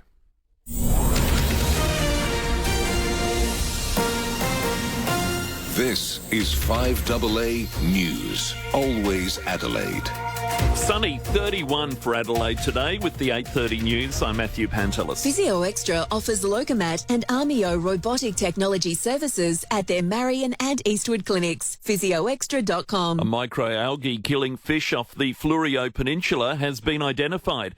Karina Mikimotoy has been able to cause allergic type responses in humans like respiratory and eye irritation or skin rashes. The EPA expects the microalgae will dissipate naturally over time depending on wind, swell and tidal conditions. Waipinga Beach and Parsons Beach will remain closed until further notice. Jim Chalmers will aim to shield Australia from global shocks when the Treasurer delivers his fourth budget tonight. In what will be a highly political speech, Labor will seek to help local industry deal with the danger of a growing trade war. University of New South Wales Professor of Economics Richard Holden says it's no easy task forecasting how America's tariffs will impact Australia. We have to kind of pay full freight under threat from Donald Trump, all these things. We may need to say, look, we're going to kind of compensate people across the economy to the tune of 20 or 30 or 40 billion dollars a year for the next 4 years. You want to have the wiggle room to be able to do that. In the midst of a cost of living crisis, though, Australians are spending $716 a year on average to hire a cleaner. A survey from Finder shows more households are outsourcing household chores. 15% hired a cleaner, 13% paid for a gardener. The White House has confirmed top national security advisors have accidentally discussed sensitive war plans with a journalist on a group chat. Nine's US correspondent Reid Butler. The editor of The Atlantic magazine, Jeffrey Goldberg, was included in an encrypted messaging chain on Signal, a commercial service available on the App Store that anybody can download. But chatting in this group was Vice President J.D. Vance, Defence Secretary Pete Hegseth, and National Security Advisor to Donald Trump, Mike Waltz. The group was discussing upcoming strikes against the Houthi terror organisation in Yemen earlier this month. After the first bombs dropped in Yemen, they celebrated, Waltz with a fist, a US flag and a flame emoji. The White House has confirmed the message chain's authenticity. There's now an investigation underway into how the journalist was accidentally added to the group. Another bid to solve one of Adelaide's distressing child abduction mysteries will begin on the weekend. Two sites in the mid-north between Jamestown and Orroroo, previously searched by police, will be again examined more extensively in a private search for the remains of missing girls Kirsty Gordon and Joanne Ratcliffe. The girls aged 4 and 11 respectively were abducted from the Adelaide Oval in August 1973. New research shows 1 in 7 Australians have fallen victim to the "Hi Mum, Hi Dad" scam text message. The message sent to a mobile device pretending a son or daughter is in trouble or has lost their phone and needs money urgently. Former police officer Kylie Dennis couldn't believe her own mum was almost fleeced $5,000. Mum was believing that I needed this money immediately to pay for certain bills. And I actually said to her, had you thought, Mum, to ring my husband? No, I didn't, because the scammer isolated her to ensure that they needed her to do this immediately. Overseas, and Turkey has experienced its largest wave of arrests in more than a decade. Hundreds detained over ongoing protests sparked by the arrest of Istanbul's mayor. His detention has been seen as a politically charged move, particularly as he's the key challenger in the upcoming presidential election. Turning to 5AA Sport. Colours, custom design, any house, any style. Gliderol Garage Doors. Gliderol.com.au. Not good news for Port Adelaide, Tom Wren. No, it's not great, is it, unfortunately, Matty? And that is because the forward Jack Lukosius, he's had surgery on his knee as he now looks to recover from a fractured kneecap. He won't play on Thursday night against Essendon, nor will Ryan Burton or Lockie Jones, who are both also injured. Meantime, the Crows are having a nice, easy build-up towards Sunday's clash against North Melbourne at home. West Coast, meantime, has been issued a please explain by the AFL after Harley Reid was seen gesturing with his middle finger towards the crowd at the Gabba on Sunday. Leading football analyst Matthew Lloyd thinks the Eagles should demand the young star shift his focus. 2 games in a row where he just wants to fight, he wants to wrestle, he wants to get in the face of the opposition players rather than focus on the football. If I was Andrew McQualter, I'd get him in and say, OK, we'll put up with a bit now. It's time for you to let your footy do the talking. He seems like he's playing with a chip on his shoulder. He's just got to focus on playing footy. Little-known Australian tennis player Adam Walton is on a career-best run moving into the round of 16 at the Miami Masters. The world number 89 will next play against Taylor Fritz and says he's relishing the experience. It's a completely new opportunity. I've never played someone in the top 10, so that would be a special chance to share the court with someone top 10 and, just really excited. Yeah, massive opportunity. South Australia's cricketers will train today ahead of tomorrow's Sheffield Shield final against Queensland. Meantime, Mitch Marsh has smashed 72 off only 36 balls for his Lucknow Super Giants, but they still lost to the Delhi Capitals in a thriller with 3 balls to play in their IPL clash overnight.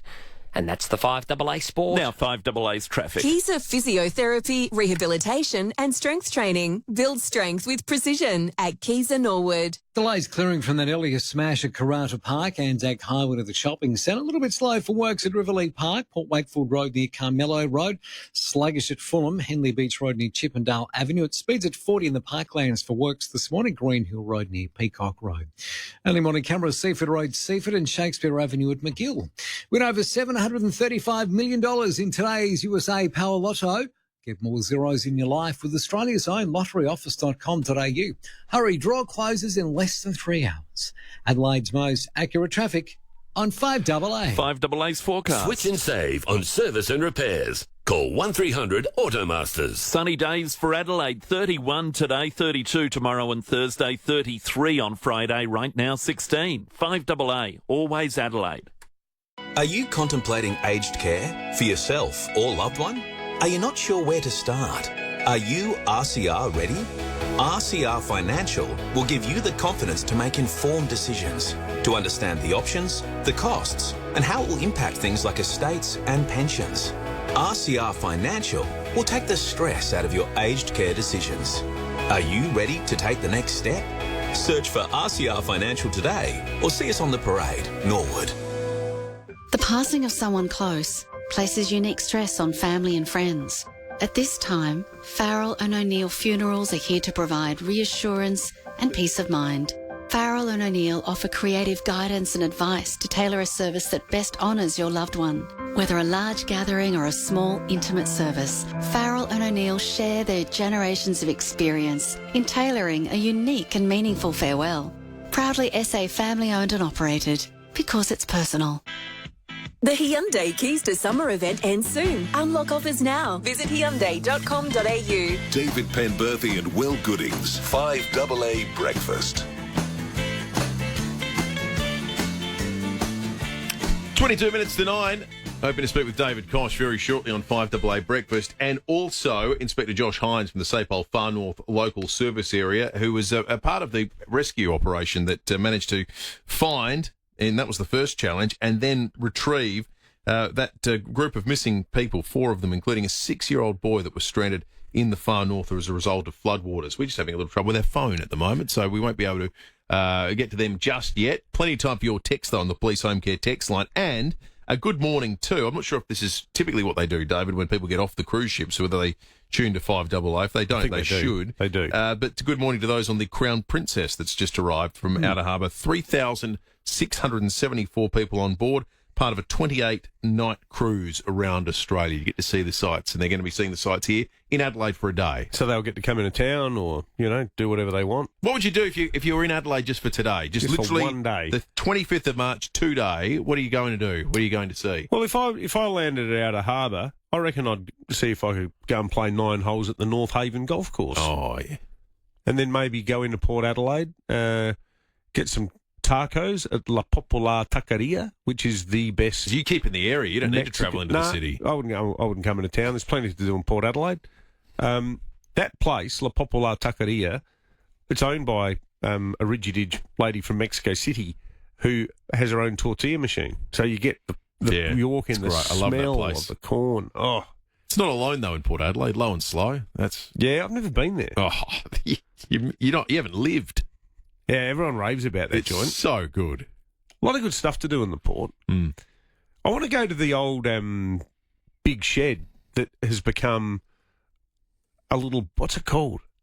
Is it called the neighbourhood? It's like a little speakeasy type bar. You've been the original big shed. Yeah, it's on now become Frederick help Road. Me out, off folks. Frederick Road. Right, the one off Frederick Road down the I love road that end. place. it's a little speakeasy now, and you can go in there and have a few beers and a few snacks. But it's in that industrial area where the big shed started before it moved to Port Road. That's Terrific fantastic. business. Plenty to do there. If you got a Speaking suggestion, of Port Adelaide, wow, exactly right. The phone, as they said in Jurassic Park, John, the phones are working. David Kosh on 5AA Breakfast. Yeah, lots to do in the port if you're getting off the ship this morning. And I reckon the locals will be up and about, having seen their team take apart the Tigers on Saturday. Port Adelaide Football Club Supremo and Compare the Market Economic Director, David Kosh. Good morning to you. Good morning, chaps. It was a good weekend, but I feel like investing in a private hospital at the moment. We've got... Yeah. Oh, my goodness. Well, poor old Jack, he had his first segment with us, Kosh. He is our new regular from Port Adelaide this year. Yeah. You put the mockers on them all, don't you? I got to say, though, mate, he was such a lovely young bloke, and it was so good having him in the studio. And, I mean, how cruel. He's played one game in about 10 minutes for you guys. Oh, I know. It was the most innocuous thing. He started to hobble off, and I thought, what the hell? I think it was his first involvement. So, yes, we're certainly running out of tall players at the moment. But anyhow, I might have to pull on the boots at 192. I reckon I'll be a giant there. You might be playing a key position role in defence there, Kosh. It was an emphatic return to form, though, mate. And, you know, we were probably slightly annoying with our questions last week, so... You know, happy to. No, but you're free to come on this morning and say, how good is the succession plan? Yeah. No, it's only round 2. I think a few us Crows people need to. I start to get excited about July. Which is, it's a long season, that's for sure.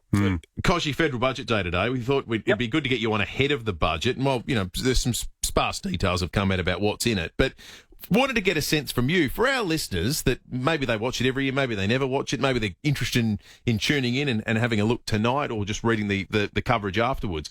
What are the key things you look for as someone who's made a career in the financial industry? What are the things that interest you, intrigue you, and what's the easy way for people who haven't done this before to sort of have an overview and a look and feel like they've gleaned the key bits of information? See, remember, this is the nation's blueprint, economic and financial blueprint for the next 12 months. So we're all part of the economy. So this is the basis of our household financial blueprint as well. Now, you're going to get lots of political coverage that this is a budget that's only going to last for 5 weeks. They'll be talking about government debt and all government spending. Yes, to an economics nerd, they are really important. But for all the rest of us, it is the key things. Unemployment figure. What's the forecast for unemployment over the next 12 months? Because that relates to the safety of your job. Wage increases. They'll have a prediction on what Treasury is predicting for wage increases. Inflation, obviously. If the forecast changes on inflation because of tariffs, what's happened with Trump and overseas and the global trade wars, if that's going to push inflation up or keep it higher, then the consequences are probably interest rates aren't going to be cut any further. So that's going to affect your mortgage and your personal loans and things like that. So I always look for those key factors that are going to affect my household budget, so I can plan for it ahead.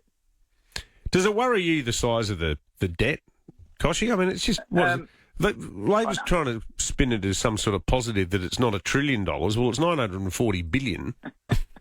Yeah, but remember, I always look at it as bring it back to your house. Debt to the value of the economy will be about 37%, 35, 40%. Now, if that was the debt to your equity in your house, you'd say, oh, yeah, that's pretty manageable. When you consider that Japan's debt to the size of their economy or the size of their house is 250% at the moment. Germany is around 100%. America is just over 100%. Compared to the rest of the world, we're in really good shape, and that's why we're one of only 9 countries in the world to have a AAA credit rating from all major credit rating agencies. So we can't be complacent about it, and we can't keep adding it up. The deficits, for the next 10 years are a bit of a worry because, debt will have to pay for those deficits down the line. But at the moment, it's pretty manageable. The golden era, though, of, the Howard Costello era where it was just surplus after surplus after surplus. It feels like those days are gone, doesn't it? Yeah, but remember that's when iron ore was at $250 a tonne and coal was $500 a tonne. We're a trading. We're one of the 10 biggest resource exporters in the world.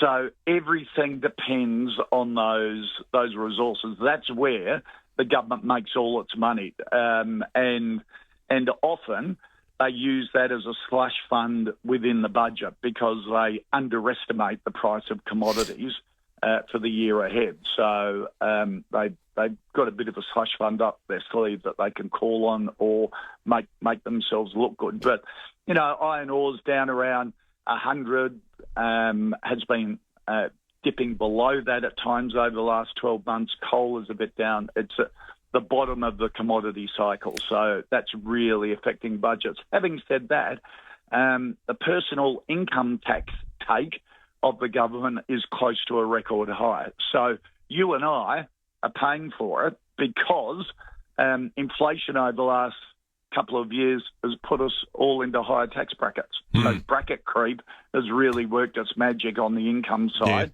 Yeah. And governments are spending records amount on infrastructure and renewable energy. There's no incentive for governments to cut it, is there? Or to reform it? Because it's just it's a tap. It's a tap that continues to we allow don't them to notice spend. it. Yeah, that's exactly right.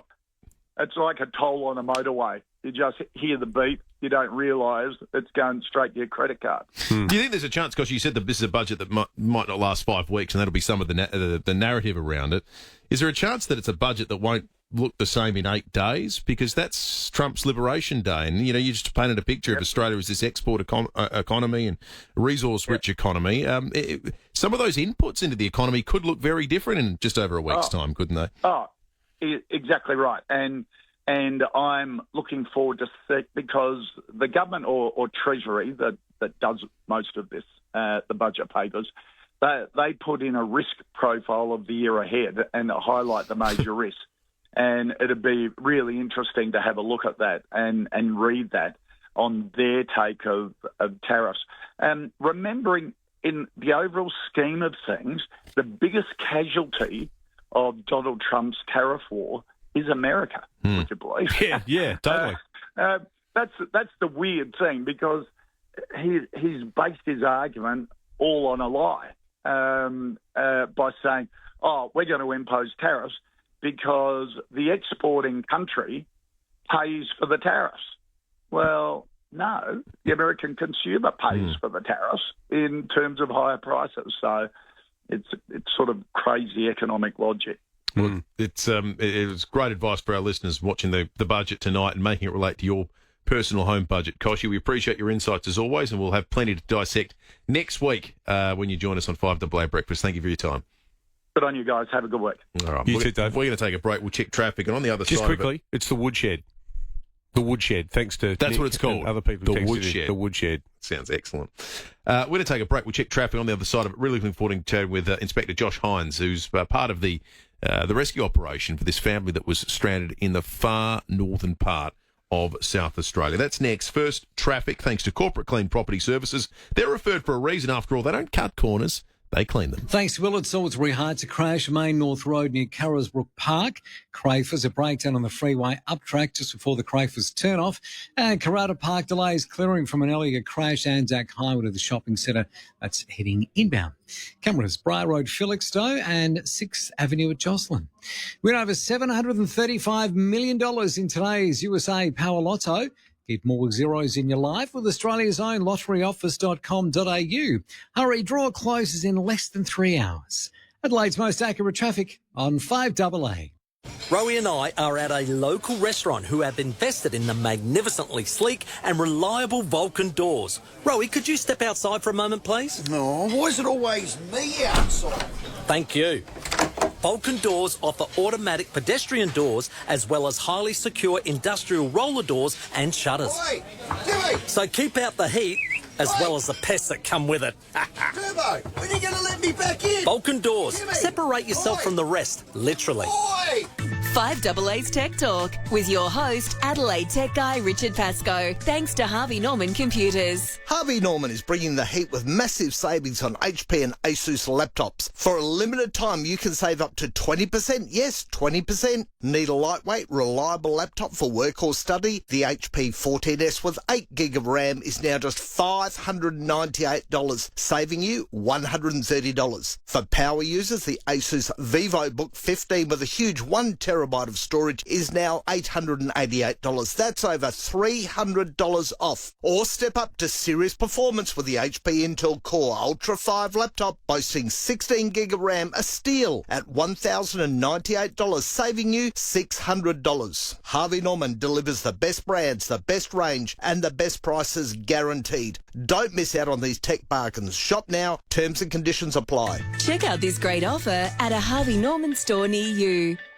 Over $100 million in transactions. That's a huge number. That's the value of commercial property transactions managed by Ray White Commercial Adelaide in what was just their first year. And that's the kind of success you get when you work with the most experienced commercial market sales team in Adelaide. Now, these guys are total guns, lovely blokes. We met them the other day. 30 years of combined expertise, Oliver, Harry and Jack.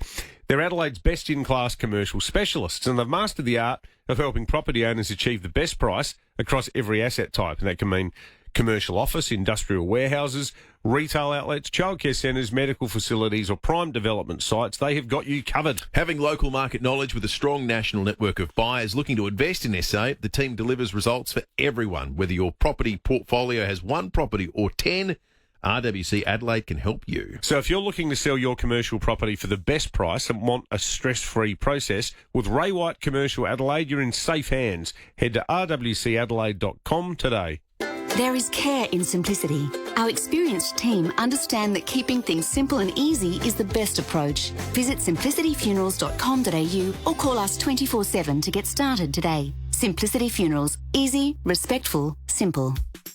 The Hyundai Keys to Summer event ends soon. Unlock offers now. Visit Hyundai.com.au. David Penberthy and Will Goodings, 5AA Breakfast.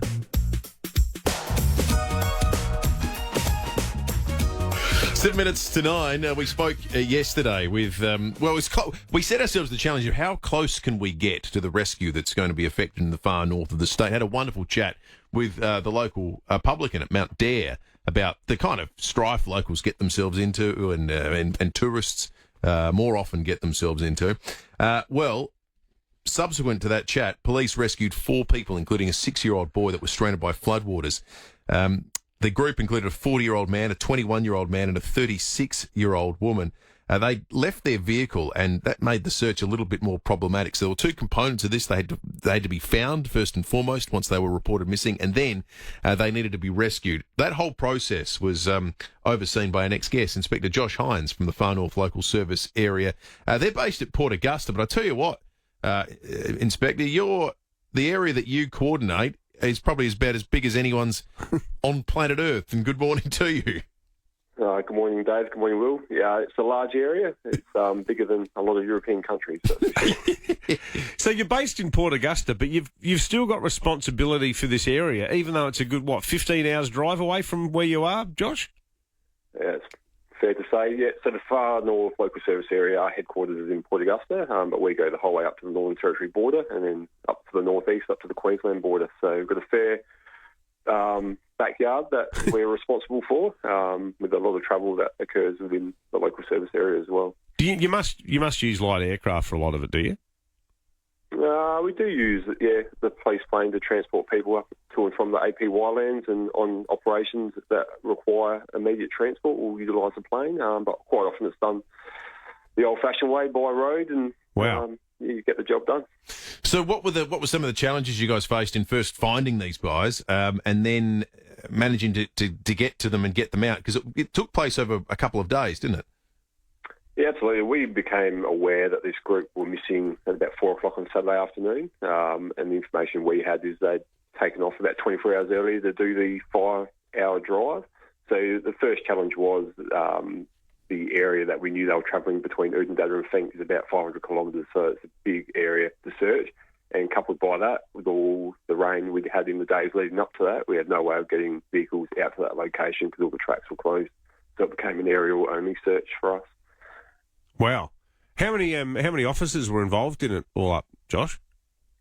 No, I haven't got the exact figures, but we did a lot of inquiries, from the stations and making phone calls and other bits and pieces.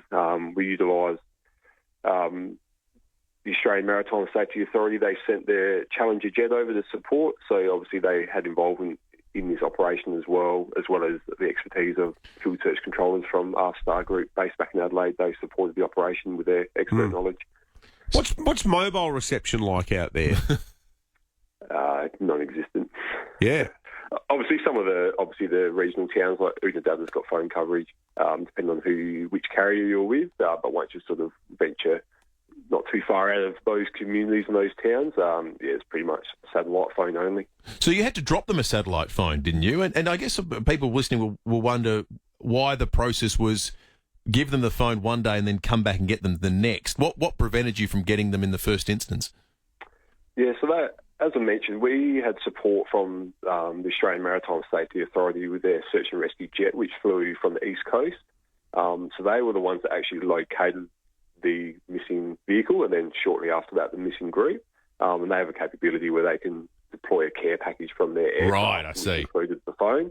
And then we had to organise the recovery of these people, which getting a helicopter from Adelaide up to that location doesn't take half an hour. It's a long process to get that helicopter up there. So we planned that on Sunday afternoon for the recovery on Monday morning. Now, for the record, and just for our listeners, anyone that might be planning a trek out to the far reaches of South Australia, the advice is you never leave your car if something bad happens. Is that right?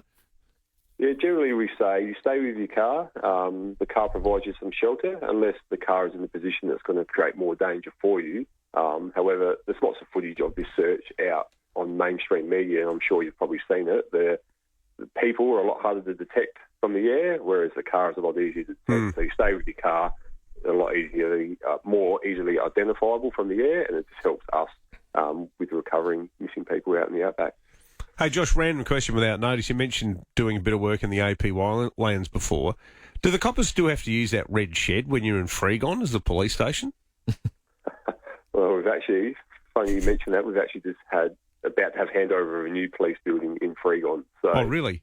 No longer. So we'll hope to get some information out about that to the community in due course. A mate of mine sent me a photo of that a few years ago when I was doing a story about some of the dramas in the AP Wildland, and I thought it was some sort of wind-up that was actually being used as a police station. I remember visiting that shed in 2007 when I went up there. So. Full on. What an amazing country we you live have some in. stories to tell, Josh. We could talk